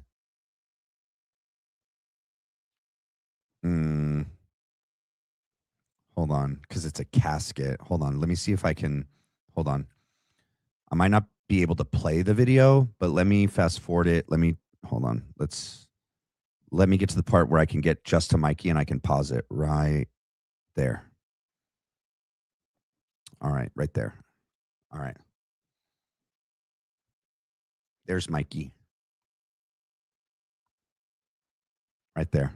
Right in the back. There's Mikey. I don't think it is sadness, grief. That to me looks like guilt. He's not a boy. Okay. I disagree with people that were saying this today, that, you know, he was acting just like a boy. He's a man. He may be a stupid and a sorry excuse for a man. He's a grown freaking man. Okay. He's married. He has a baby on the way. Don't forget, he is the one that turned and walked away in 0.085 seconds with the phone to his ear and lied. We never had on his phone records that he called Jack Hibbs. We found out last night from Jack Hibbs that he called him while he was still there at UVU. He lied to his dad. His dad said, Rob McCoy said he had blood on him. Mikey never had blood on him. What are you talking about? Mikey said that he was trained by Charlie to call Erika Kirk first. He didn't do that. He called his wife first, and then he three-wayed Erika. And then at some point, he either called J.D. Vance and Trump, and then at some point, he called his dad, and at some point, he called Jack Hibbs.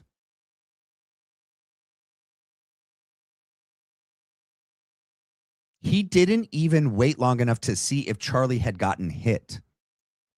He had turned around and walked away before he even knew if Charlie would, unless he knew before, which is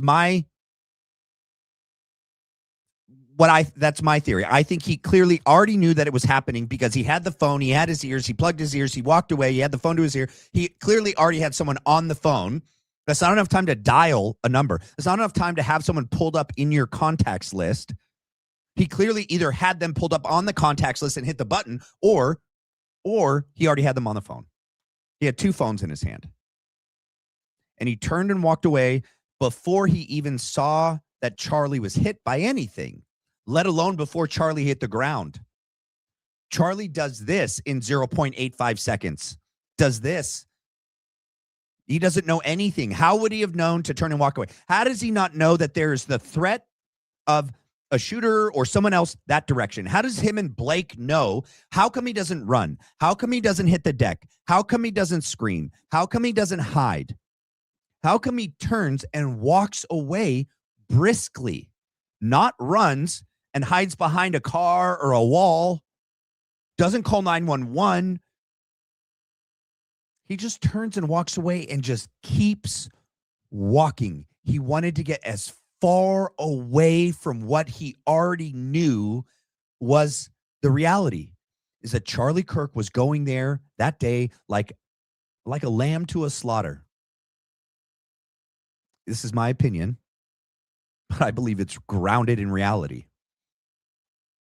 You can't explain his behavior any other way. His and Blake's behavior doesn't make sense. And they lied about who passed who and who was where and all of that. If they're reacting to an unknown sound that they perceive at the time to be an explosion or a gunshot, the natural reaction is to freeze and hit the deck. Freeze and then run and hide for these kids, okay? Freeze, assess the situation, determine where is the threat coming from. Where is safe? And then I need to get there and hunker down. He doesn't do that. He turns and just walks away calmly on the phone. Okay, that's not an innocent person. That's not a person that's like, in my opinion, like sad or shocked or afraid. That's someone that knows exactly what happened before it even happened. He's not reacting to this as new information coming in his eyes and ears. He's responding to what he already knew was happening, and he's going to his spot on the X where he had already planned, and they had already discussed where he was to go and what he was to do. He is executing a plan, a sequence of events, of behaviors, of decisions and actions that he was supposed to do at the moment of the sound. He heard the sound and turned and walked away. He didn't even know what the sound caused or who it caused it to.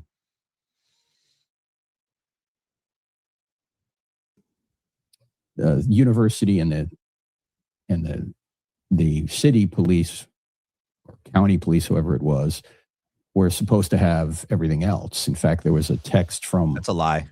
I think it was the university police after Dan, who was one of Charlie's security guys, contacted them and he said, I need somebody on the roof. And they said, we got the roofs.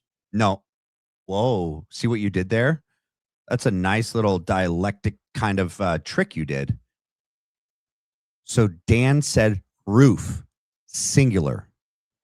And then what Frank did was, because he threw Chief Long and the UVU police and the local police under the bus every time he's spoken about this day. He said that those policemen, the UVU police, Chief Long and local police, they're the ones that were supposed to get the roofs.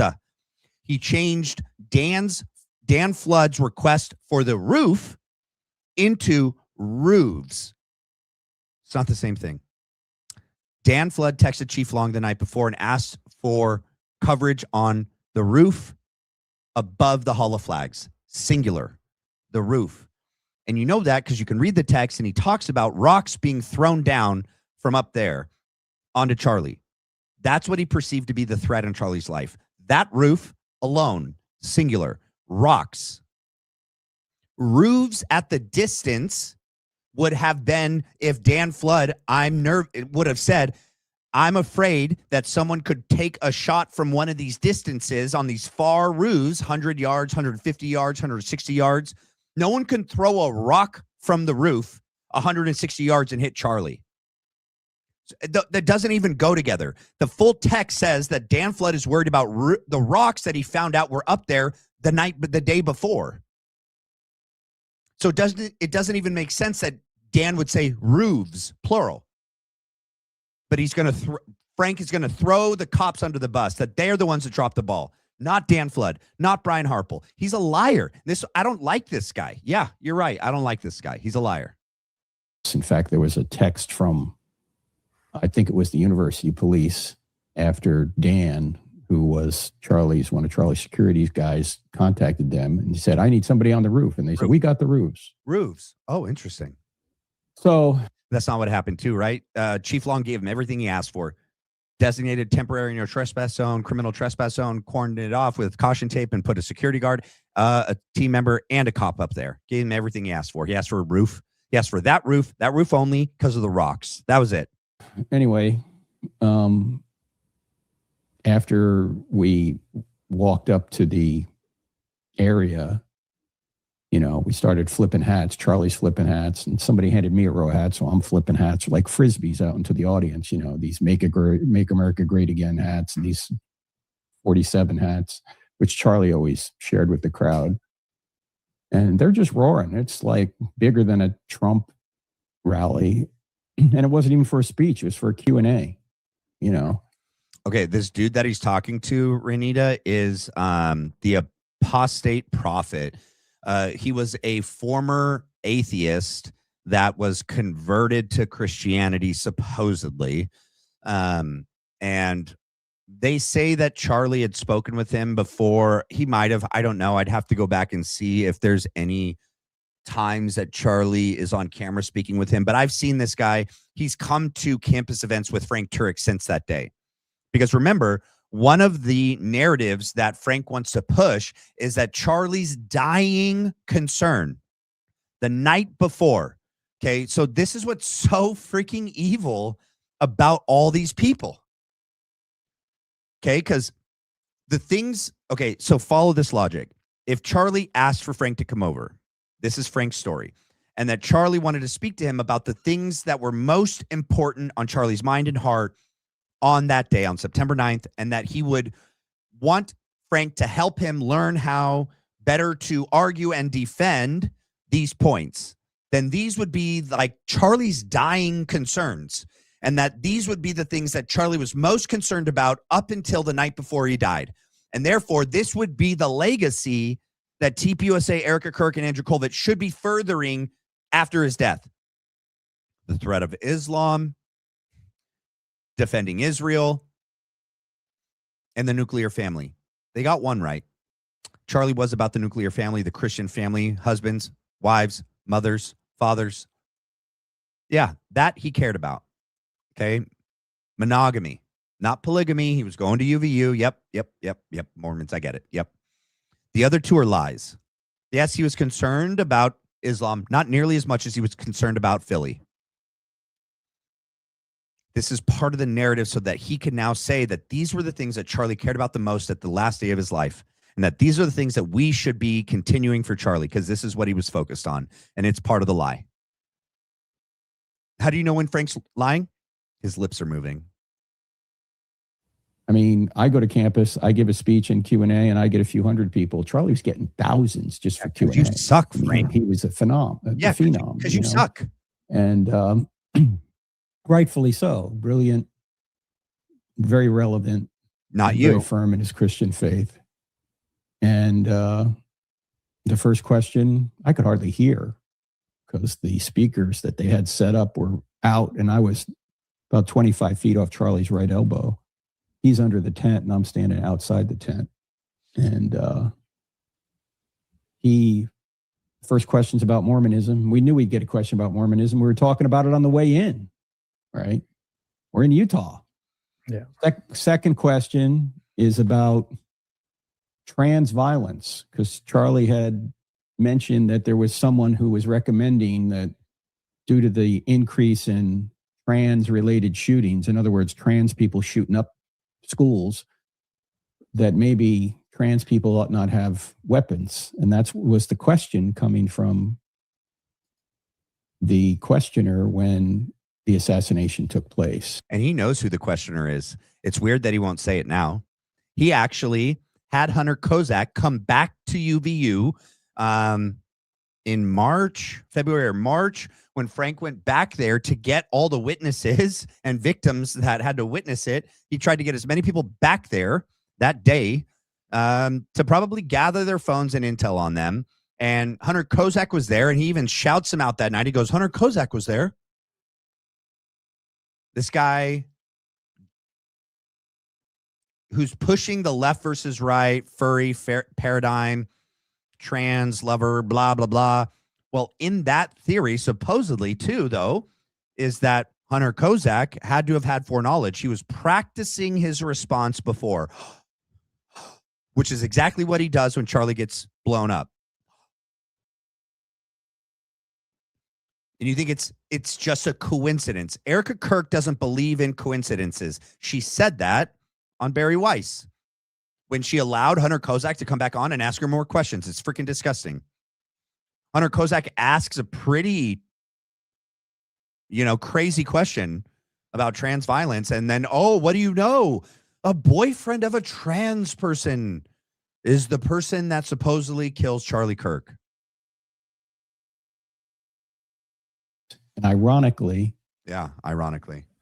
if this guy is the real killer, and it seems like he is, what the evidence shows anyway, that he was in a trans relationship. That's not what the evidence shows, dude. You're such a moron. And he was upset with Charlie because he was spreading hate, which apparently just means disagreement. Yeah. And it amazes me that people call Charlie Kirk a fascist when oh my goodness. I don't know that I could do this all tonight. I started this. I probably shouldn't have started this till tomorrow.